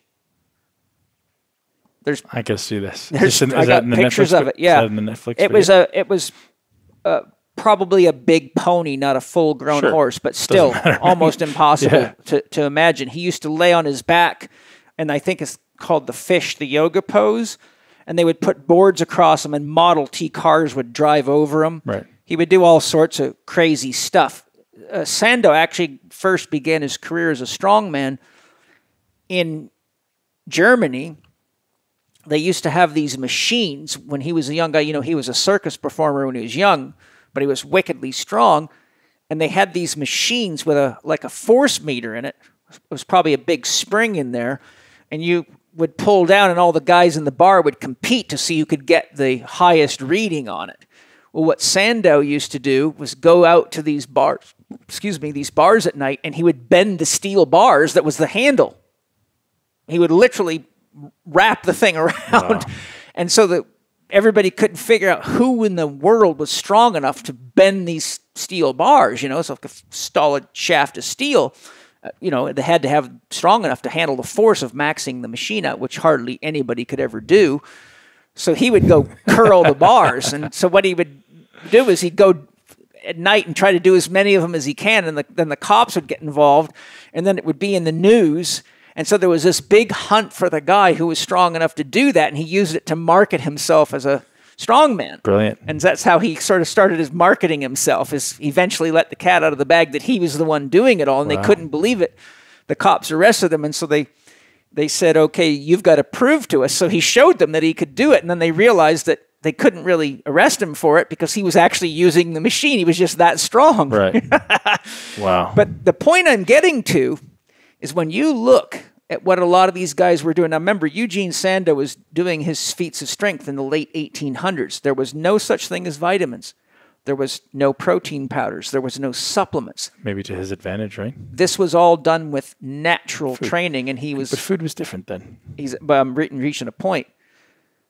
Today, I know of any steroid-using athlete, strength athlete, power lifter who could reproduce a lot of these feats. What does that say about what we're doing with all this supplementation and wraps and straps and props and drugs? We're trying to make things easier. It's the human way, right? Like, well, you know that he put in the work. You know that he did it as his job. Yeah. And we're not looking for that now. Nobody wants to put in the work. Everyone wants the easy way, right? What's the fastest way for me to get there? Yeah. Rather than what's the best way for me to be great at something. Yeah. What's the fastest way? Will this supplement make it faster? Will this fat burner make me lose fat faster? Yeah. Well, maybe, but that shouldn't be always the objective, right? The objective is getting better and becoming the best version of yourself and not looking for the corner to cut. And that's something that I had to learn, right? And then during my career, like, everyone's always looking for the way to cheat, and still being conscious of that natural human instinct to cut corners. I think there's a lot to be said, man. And in everything we do, I think we're ruining the world with our constant attempt to just, we're going to make this easier for you, right? We're going to make your house more convenient so you have to move less. Yes. You know, we're going to produce food faster so the quality is less. We're going to have you take supplements so you don't have to pay attention to food. Now you can eat fast food. It's just all these ideas of and you can order something on Amazon, and before you even walk to the front door, it's already there from around the world. Right. Not to mention that's, right, putting a huge carbon footprint. You don't even have to walk to the end of your street to the mailbox. Yeah. Like, we're going to, what do you mean I have to actually walk somewhere to get this? Oh my God, not God walking. forbid. Yeah, it's pretty amazing, and I've watched all this. Sandow was 5'9", 211 pounds at his peak. He could take a 301-pound dumbbell and clean and press it with one arm.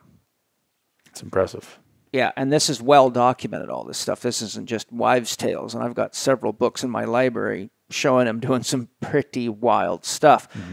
And there was another guy, I got his name, Avilan or something, from France, who was also another one of these mind-blowing, super strong guys. Right. But this guy was very lazy, the French guy. I watched a segment on the show. But anyhow, that show that is a series. If you type in Sandow, you'll come up and it says something Strong Men or something series. You'll find it on Netflix. It's really good.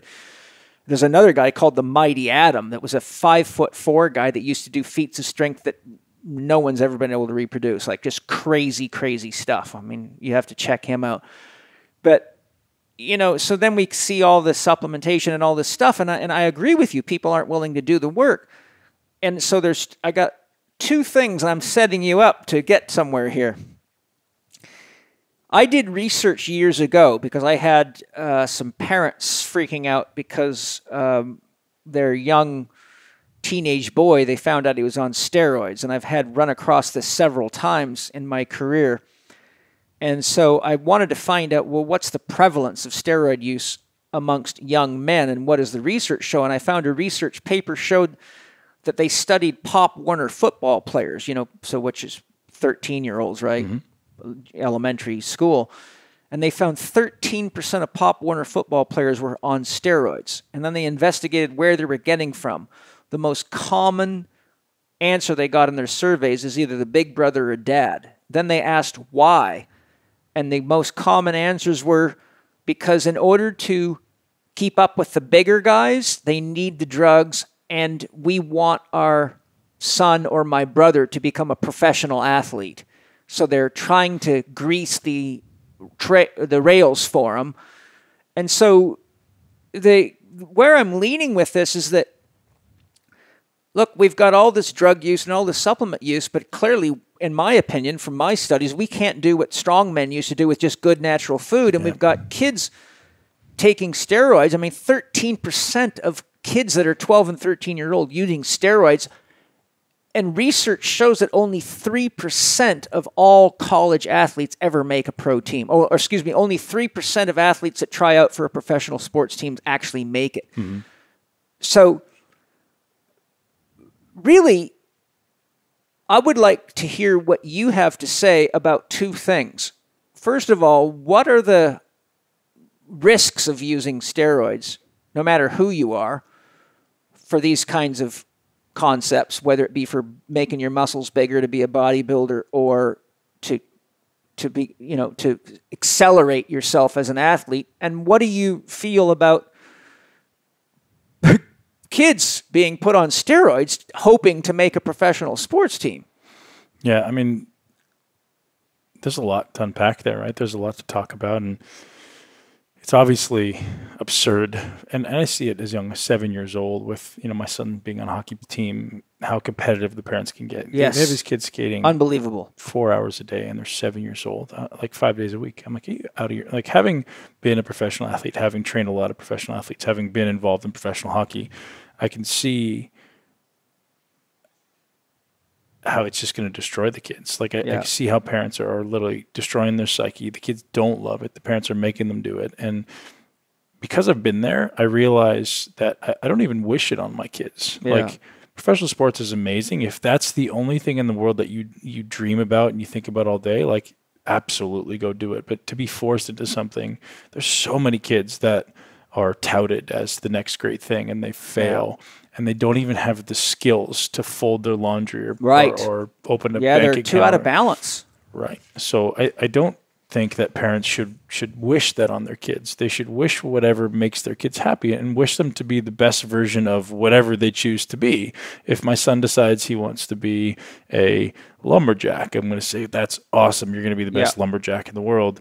Figure out how to be the best lumberjack in the world. But I'm not going to push them into something that's not what they want to do. That's a big thing, is just parents trying to fulfill, as you say, their own wishes or their own failures. All children are tasked with the unfinished lives of their parents, and there you see it. Mm-hmm. It's absolutely true. And with respect to steroids, I want people to know that there's so much you can do without it. Yeah. And I'd be a hypocrite to say that I didn't, but I wish I hadn't. I wish I had explored the real opportunity that exists in developing who I am as a man, in pushing myself well beyond what I did naturally. I think the big thing people want to do is they want to accelerate it. Okay, well, how about we learn the skill? How about we become a master of the skill? The 10,000 hour rule. How about we learn how to become a master of our mind? How about we learn to become a master of nutrition and all those things that we can absolutely control, but we're too lazy to? Yeah. Those are all the things I teach now for every bodybuilder. I'm like, I treat everyone like they're a natural athlete. I don't care what you do on the side. You're going to be treated like you're a natural athlete. You're going to pay attention to your sleep. You're going to pay attention to your nutrition. You're going to pay attention to your stress. You're going to pay attention to your soul, your spirituality.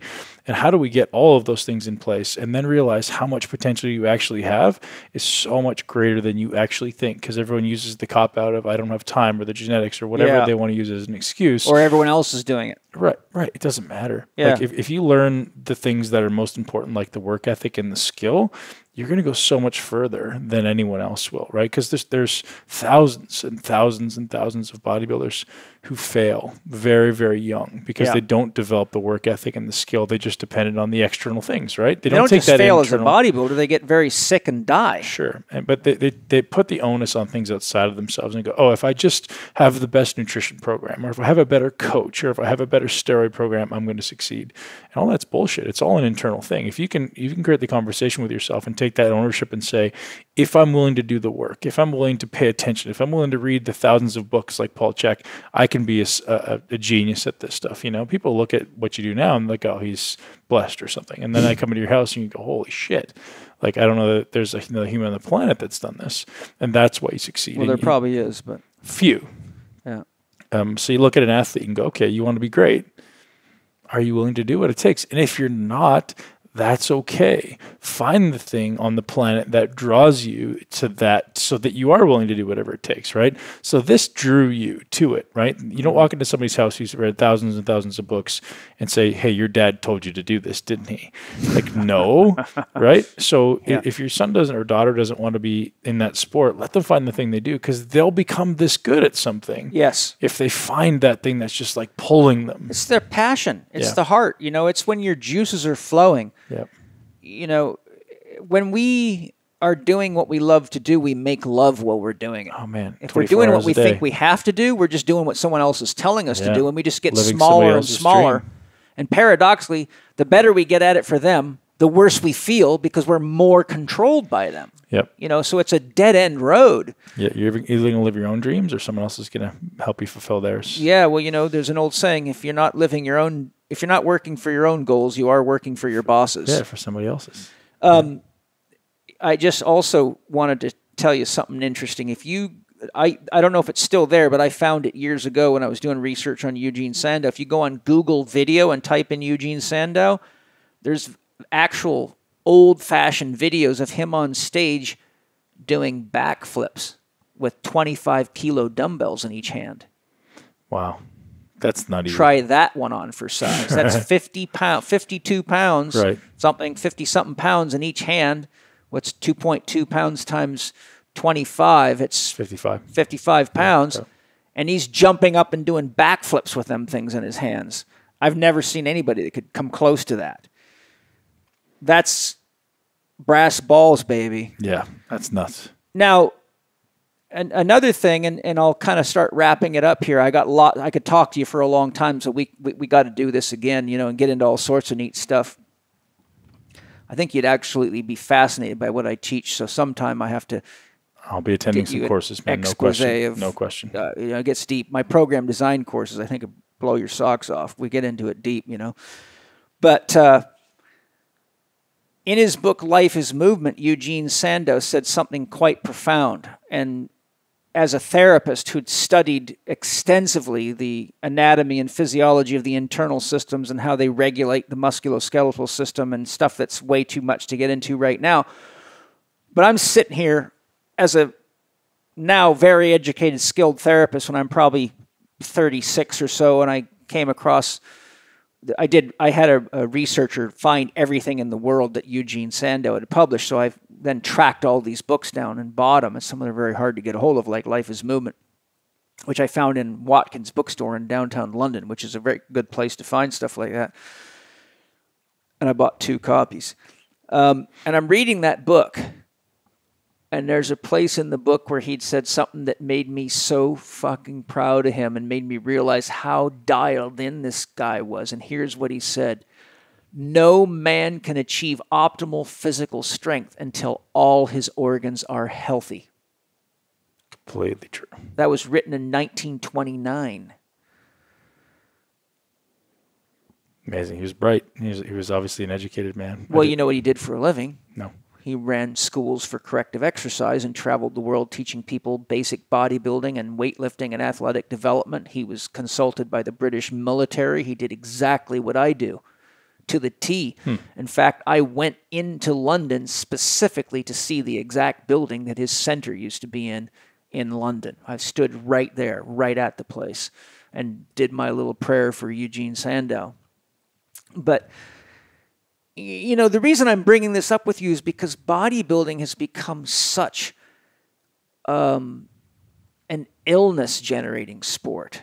And with all the drugs and all the excessive protein eating and supplements. And dysfunction and injuries. And it goes against the premises of what bodybuilding was for. Right. You know, bodybuilding began in Eugene Sandow. It's his body that's on the Mr. Olympia trophy. That's Eugene Sandow you get handed, right? That's what you were trying to do, is get Eugene Sandow in your hands. Isn't that amazing? Yep.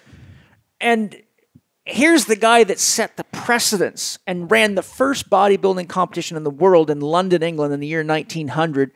And his whole modus operandi was to teach you to love and respect yourself, to become physically strong, to become capable, to become healthy, to eat well, to become vital and contribute to the world. And it makes me sad watching bodybuilding turn into something that really should be more like a special genre for very, very unusual people on television that we look at. Like when we see a woman who gets a boob job and her boobs are like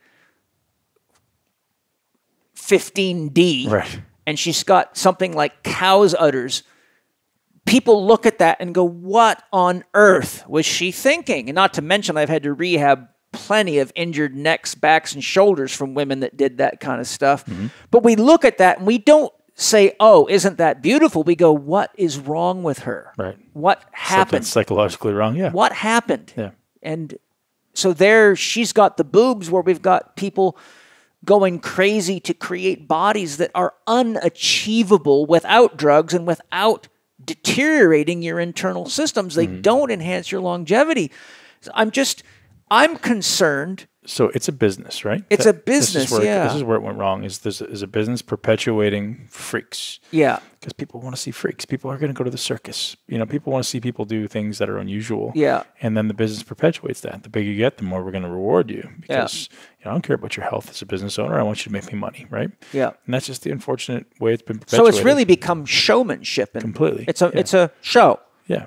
Yeah, and there's always people who want to see those people. Nobody wants to see the guy who looks good on the beach who's very healthy, even though he can do cool feats of strength, right? Everyone wants to see the guy who's just like, oh my goodness, how did he ever look like that? He looks like he's a freak. Yeah. And that's what they pay for. That's the unfortunate reality, but that's just what it is. And it's never going to go away. People talk about bodybuilding dying. It's not going away. There's always going to be someone willing to do stupid shit to their body, myself included, right? Where's it going to go, though? What do you do next?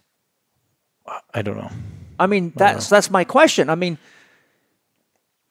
look, it takes a lot of energy to get a rocket to break out of Earth's gravitational field. Mm-hmm. And we know that we can do it, but it takes millions and millions of dollars and teams of scientists to make it happen. Mm-hmm. We've reached the point in bodybuilding now where if we go one step further, it's actually almost a guarantee that you're going to seriously shorten or end your life. Yeah, no doubt. There's guys that are right now that are either retiring or dying because of that. Oh. So I don't know where it's going to go next. And maybe the next step is, drug testing it all. But then again, nobody wants to see those guys, right? Nobody wants to see the guys who don't look like freaks. So I don't know where it's going to go. It's an interesting question. It will evolve like everything. Yeah. They tried to tone it down by introducing what they call the classic physique division, which just ends up being guys who don't want to, it's just different structures. Yeah. So it's I don't know. It's a good question.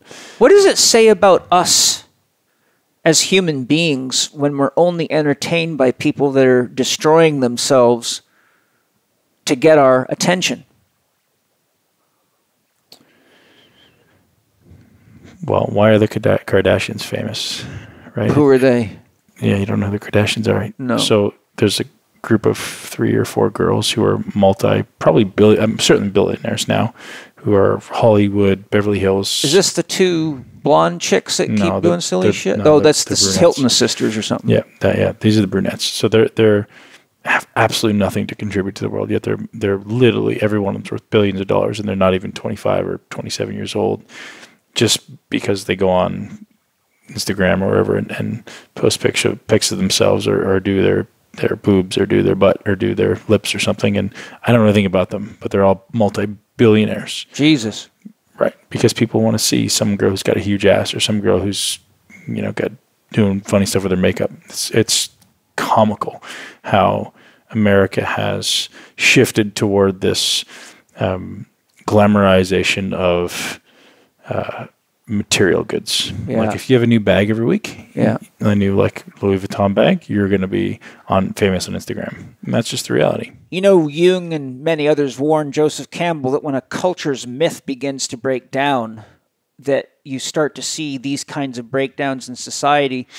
And they both talked about the fact, and James Hollis talks about this, several others that are very skilled in understanding the psychology of human beings, that we are using consumerism as a means of covering up our pain of a lack of connection and a lack of understanding about who we are and what we're here and what our relationship to the universe is. Mm-hmm. So in many ways, it's a symptom of a race that's lost its way, lost its contact. How does he suggest we fix it?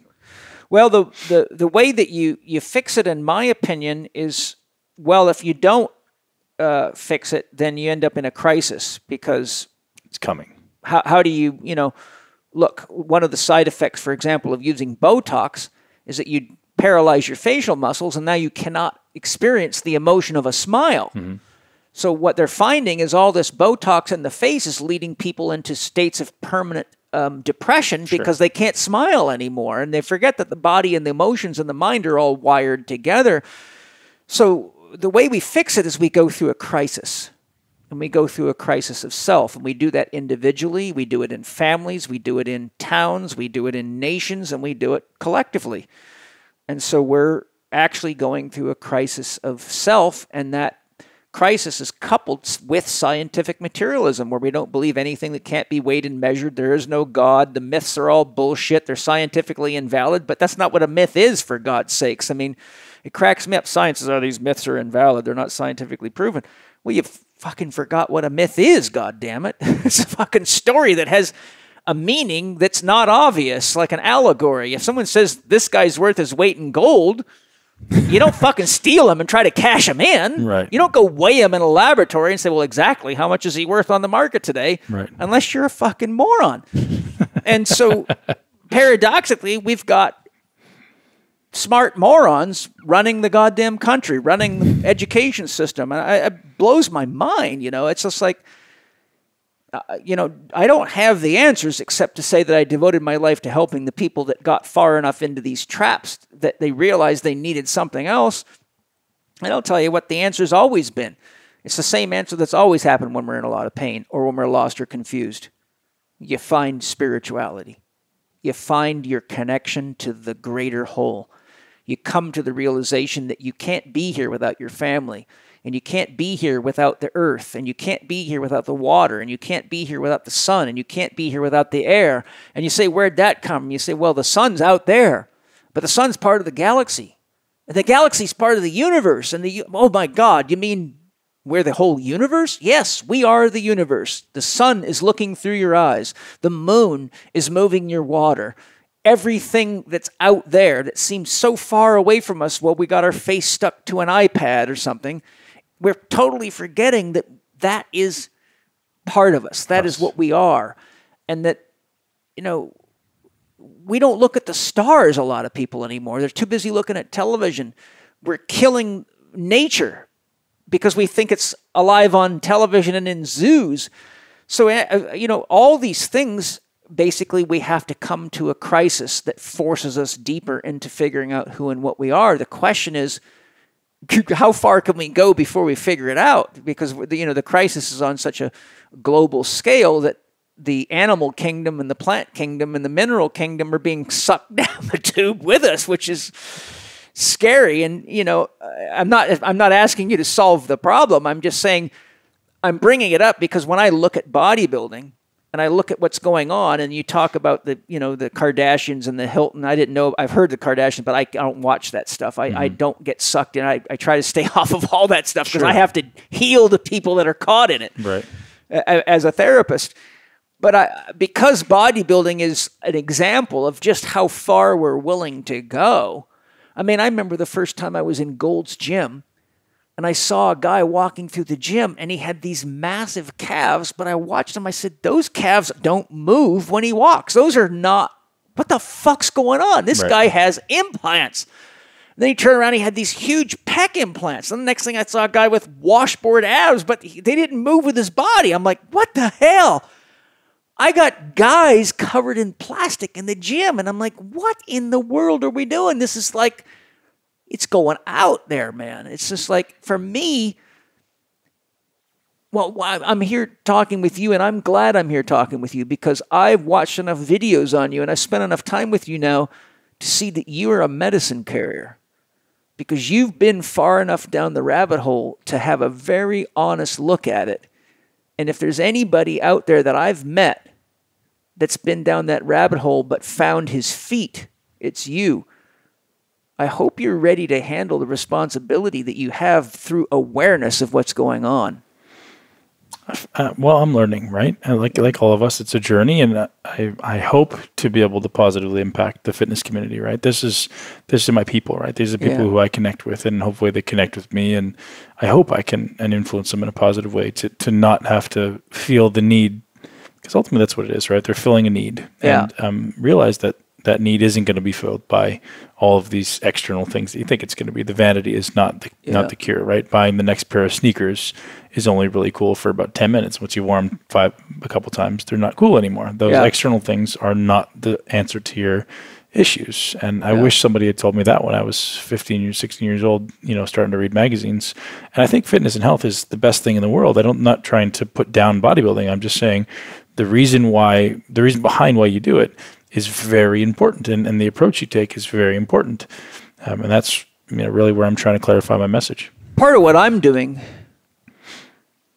is not putting bodybuilding down. I'm making a distinction. I understand, between what bodybuilding really is. Right, I completely get it. And what it's become.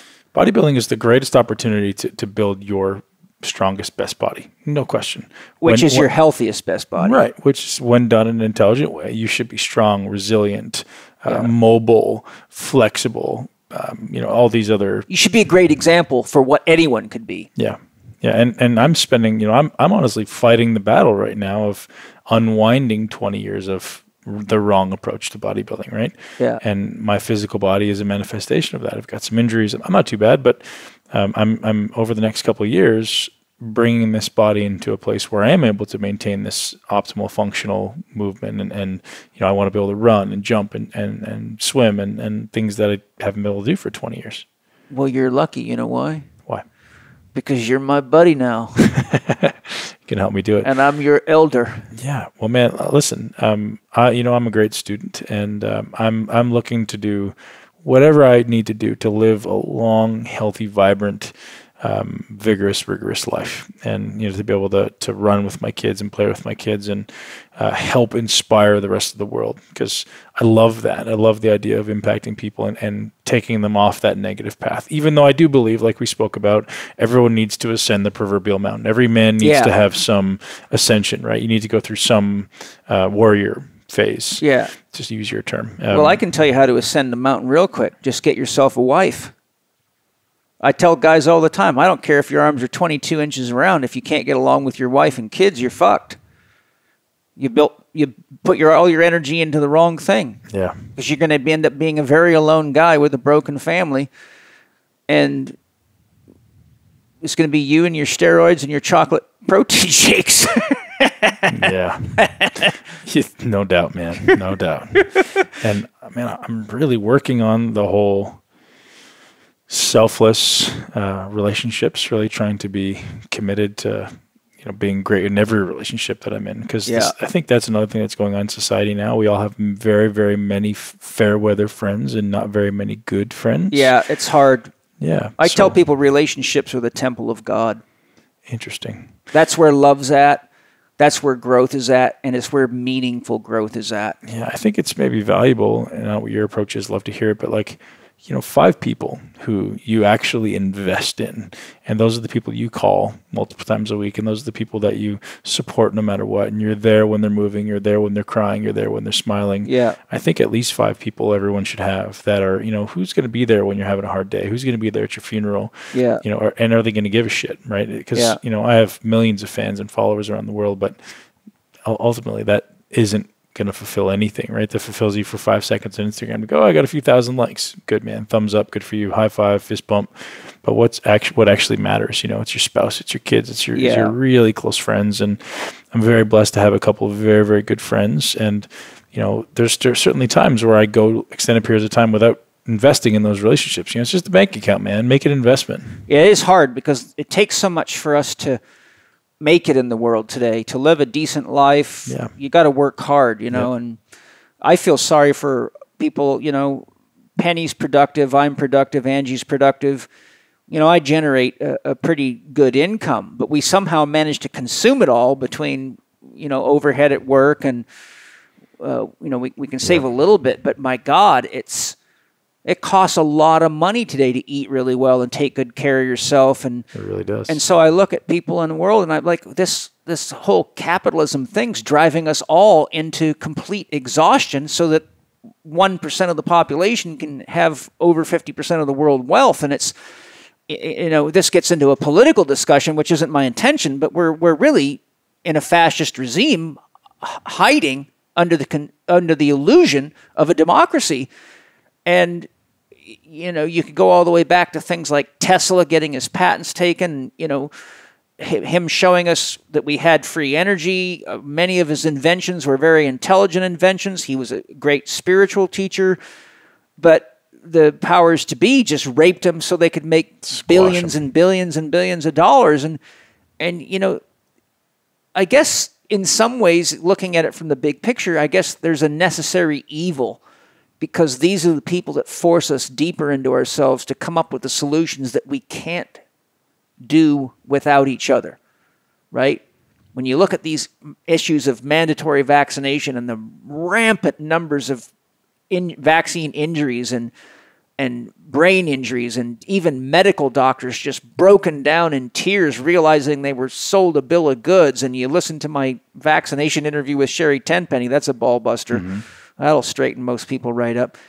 But what I'm saying is we grow through layers of consciousness, and it seems that we're drawing ourselves into situations where the only way we're going to get through these things if we start holding hands with each other and making it known we will not put up with the things that we shouldn't be putting up with, but we have to come to this realization together. We really do. We have to come to the realization that health is beauty. And it almost feels like the powers that be, to use that term, are almost doing their best to keep us divided, right? With this fear-mongering society. Yeah. The medical system's not a healthcare system; it's a disease maintenance system. But even television perpetuating fear, and everything we do, all the news perpetuating fear, owned by the powers that be. It's interesting to even sit and think and talk about that sometime. How they're almost making it impossible for us to band together and have a strong stand. They're separating the culture and.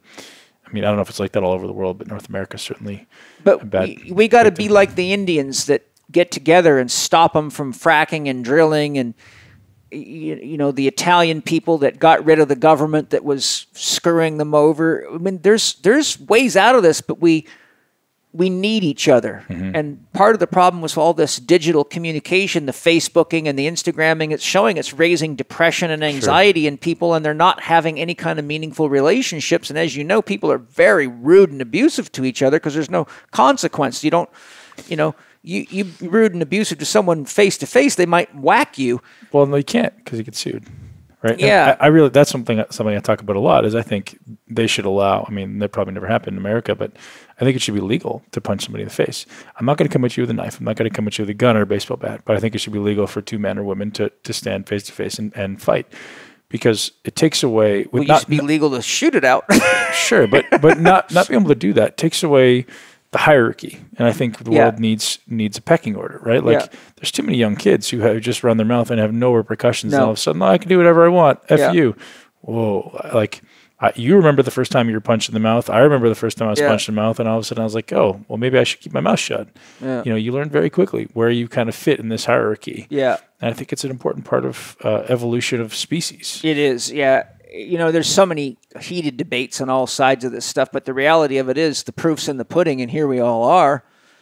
But hey, I could go on and on because there's so much to talk about with you, and I love talking to you. We'll do it again, man. Because you got many interesting concepts, and you've been through so much. I'll just finish with a couple short questions. What does spirituality mean to you? Connecting with myself. Spending time alone in silence, contemplating my thoughts, contemplating my feelings, and really starting to understand who I am and how I can love. So I've had some interesting spiritual journeys And all I can see at the core of me, every time I come out of a spiritual journey, the only thing that comes out that resonates with me is I am love.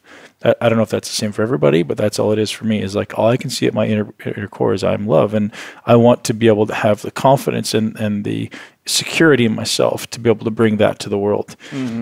So, that's me. And again, I don't know that's everybody, but that's me. And I know that I still have insecurities that prevent me from expressing that confidently to the world, right? Because if you come out as this big muscular guy and you come out showing everybody love, it's a bit weird. Like people are like, oh, guys, that's weird.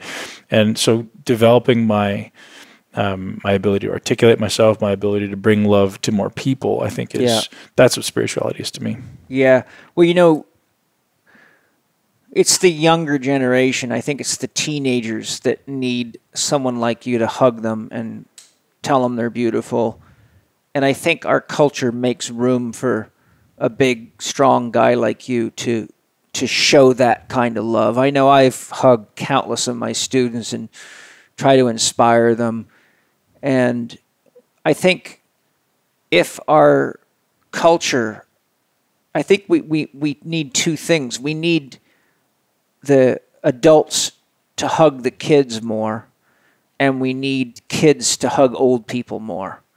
Because we've also segregated our old people. So now they're all alone. So paradoxically, our society kind of has a shelf date. Once you're 60, then you're kind of useless. You're clogging up the roads. You're not any good at work. So now they're off just kind of medicating themselves with television and drugs.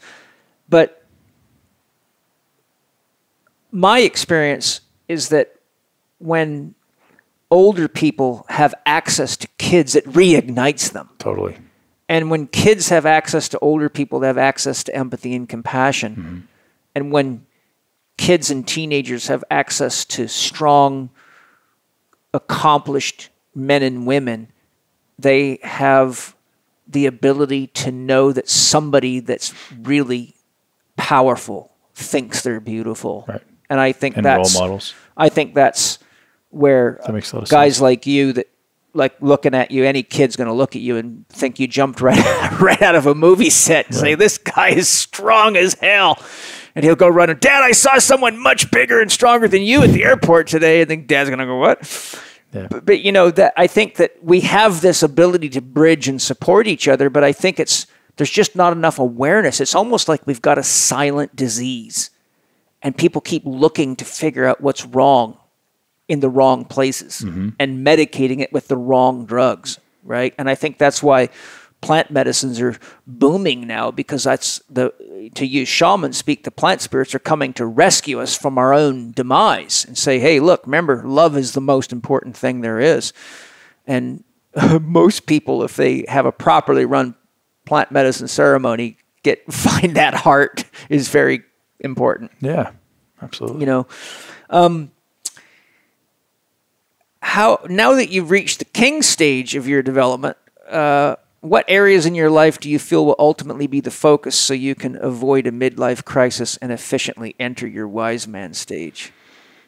Relationships. Yeah. Yeah. So during my career, I very much took that for granted, right? My business was thriving and I had a big team, as I told you about, and I wasn't paying into the bank account. I wasn't doing a good job in relationships. I just took it for granted. I was very focused on myself and accomplishing what I needed to accomplish. And I think my blind spot right now, even still, is being better at relationships and being better at investing and giving people what they need and the time and the attention and really focusing on those people that mean the most to me. I think that certainly will allow me to maintain, strong bonds with people. I mean, there's a lot of aspects of life that I think need to be improved. And I think part of the king stage is the protection of the children. It's part of the protection of the finances and building more finances, building that security. You got to keep the empire alive. It's a living, breathing thing, right? Yeah. Building a legacy, would be an interesting thing to look at. And it's something that actually Ben Greenfield brought on my radar is like, hey man, you've done great things. You need to consider building a legacy. Like what are the traditions you pass on? What are the belief systems that you create in your family? And like, how do you build that golden moat around your house? And he puts a lot of effort into his being a great father. Yeah, he does. Yeah, and his wife's she does a lot of great.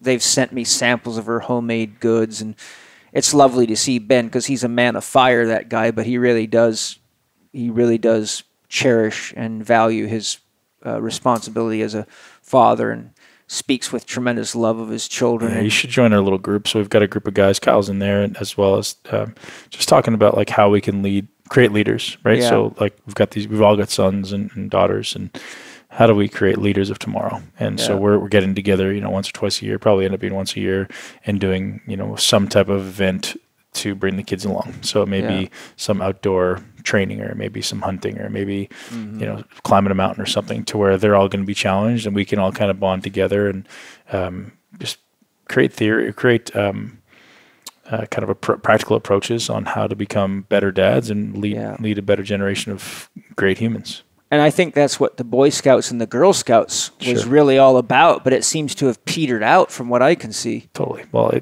think anything something becomes institutionalized, it just goes out the window, becomes a profit thing, and the dads are kind of forced to do it rather than want to do it. And so we're just creating our own little community, man. I think being around great people and like-minded people, we all have a very holistic approach to life. We all have a very high value around education, high value around families and relationship. And if we all have the same values, it definitely aligns for us to also allow these kids to grow up together and thrive together. Yeah. Hey, relationship work is a long-term thing. I have to work on it every day. Yeah. When you have two wives, you got double the accelerated learning curve. So I'm like you take on a good workload, and I feel that that's more important for me as well, to grow in that department. And the universe made it possible for me to not only experience the work of two wives, but also experience the love of two wives. Mm-hmm. And we all find that when we do the work of really learning to love and participate in relationships, the reward is that we have more connection and more love. And I think ultimately, if you go right back to what bodybuilding was, it was a bunch of guys that got together, shared recipes, shared techniques. For sure. If you go back to the ancient Gnostics, Jesus was a Gnostic. It was people that got together and said, this is how I had this enlightenment experience. This is how I became one with nature. This is how I felt this God experience. Let's try it together. So guys would sit on the campfires, and they would fast together, and they would eat plant medicines, and they would do all these spiritual practices together. But again, when that got institutionalized, it screwed the whole thing up, and it became corporate religion. But really, when you look at bodybuilding and you look at the foundation of what keeps humanity growing and evolving and staying connected to each other and to nature, it really boils down to, it starts from the family unit, because a healthy family unit makes for a healthy community, and a healthy community makes for a healthy society. A healthy society makes for a healthy culture, and healthy cultures make for a healthy world. So, it all starts really within ourselves and our willingness to appreciate what's most important in life. But I think, as you've and I've just shared, you have to get far enough along in your life to realize what that really is. And that's the hero's journey. And I'm really very proud of you and very impressed with the journey you've made, because when I was watching videos and interviews with you, I said, okay, this guy's really, he's engaging life. He's listening to his heart. His reasons for getting out of professional bodybuilding to devote himself to his wife and kids, you couldn't get a higher calling than that. That is the ultimate spiritual path. And what a great example that you've set for the other bodybuilders so they don't push themselves to the end. One of the guys saying in one of those interviews was saying, yeah, like a lot of the fighters, they don't know when to stop and they come back and just make fools of themselves.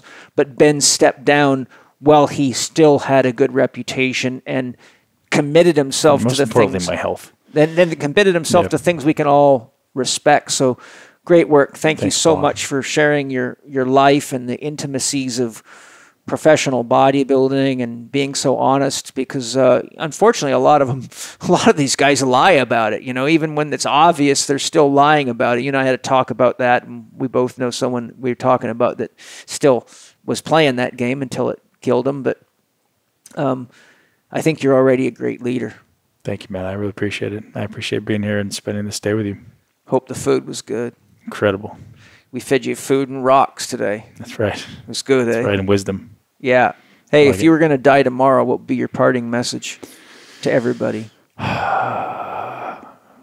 Love, man. It's the only thing that comes to me is, even now thinking about current relationships is overcoming the fear of vulnerability, right? Yeah. Like being vulnerable enough to actually open your heart and love. Yeah. And that's, especially for a strong man, maybe the hardest thing to do. Yeah. Being afraid to put your heart on the table and make yourself vulnerable to pain. Yeah. Because it's the only way, I think, to see through it. Yeah. I tell my students, you're not truly a man until you have equal access to your femininity. And many of them think, oh, that means I got to run around in negligees and high-heeled shoes. But I mean, it means to your nurture, to your receptivity, to your willingness to sacrifice to support the people you love, the things that women do so very well that men have a hard time with. When we really can take the lessons that the women have to give us, which is why the Native American women, by the way, created the sweat lodge. Really? Do you know what a sweat lodge is? Yeah. You ever been in one? No. Well, there's a spiritual I'd love quest for to. you. I've been seeking one. I think it's time. Yeah. Well, the Native American women developed the sweat lodge because men were detached from how much work a woman had to go through to carry a baby and the pain of giving birth. So the sweat lodge is actually a recapitulation of the womb and what it's like to be in the oven and to deal with the heat and the challenge of carrying a baby for 9 months and the pain of giving birth. I love it. So the Native American women elders, and remember, those tribes used to be matriarchal, so the chiefs were women, and they ran everything. They developed it to initiate the men into the experience of being a mother. I had no idea. Yeah. So your first step into womanhood is to do a sweat lodge, and let me warn you, it's for real. Oh, I bet. It's for real, baby. Hey, love you, buddy. Love you, buddy. Can't wait to see you again. We'll do it again soon. You're welcome to heaven anytime. I got rocks waiting for you. Thanks, I got man. food waiting for you. And I won't give you steroids because you're not on them anymore, but I will give you some good tobacco and some good smoke so that we don't get so healthy it gets boring. Perfect. I love it. Aho, great spirit. Thanks, Ben. Thank you for listening to Living 4D with Paul Chek and today's guest, Ben Pakulski. You can follow Ben on Instagram at bpacfitness, and his website is benpakulski.com. Follow Paul on Instagram and Twitter at Living4D Podcast, or on his YouTube podcast channel, youtube.com/Living4D with Paul Chek. You can watch more on Paul's blog at paulcheksblog.com and the Chek Institute's blog at chekinstitute.com/blog/blog/blog/blog/blog/blog/blog/blog/blog/blog/blog.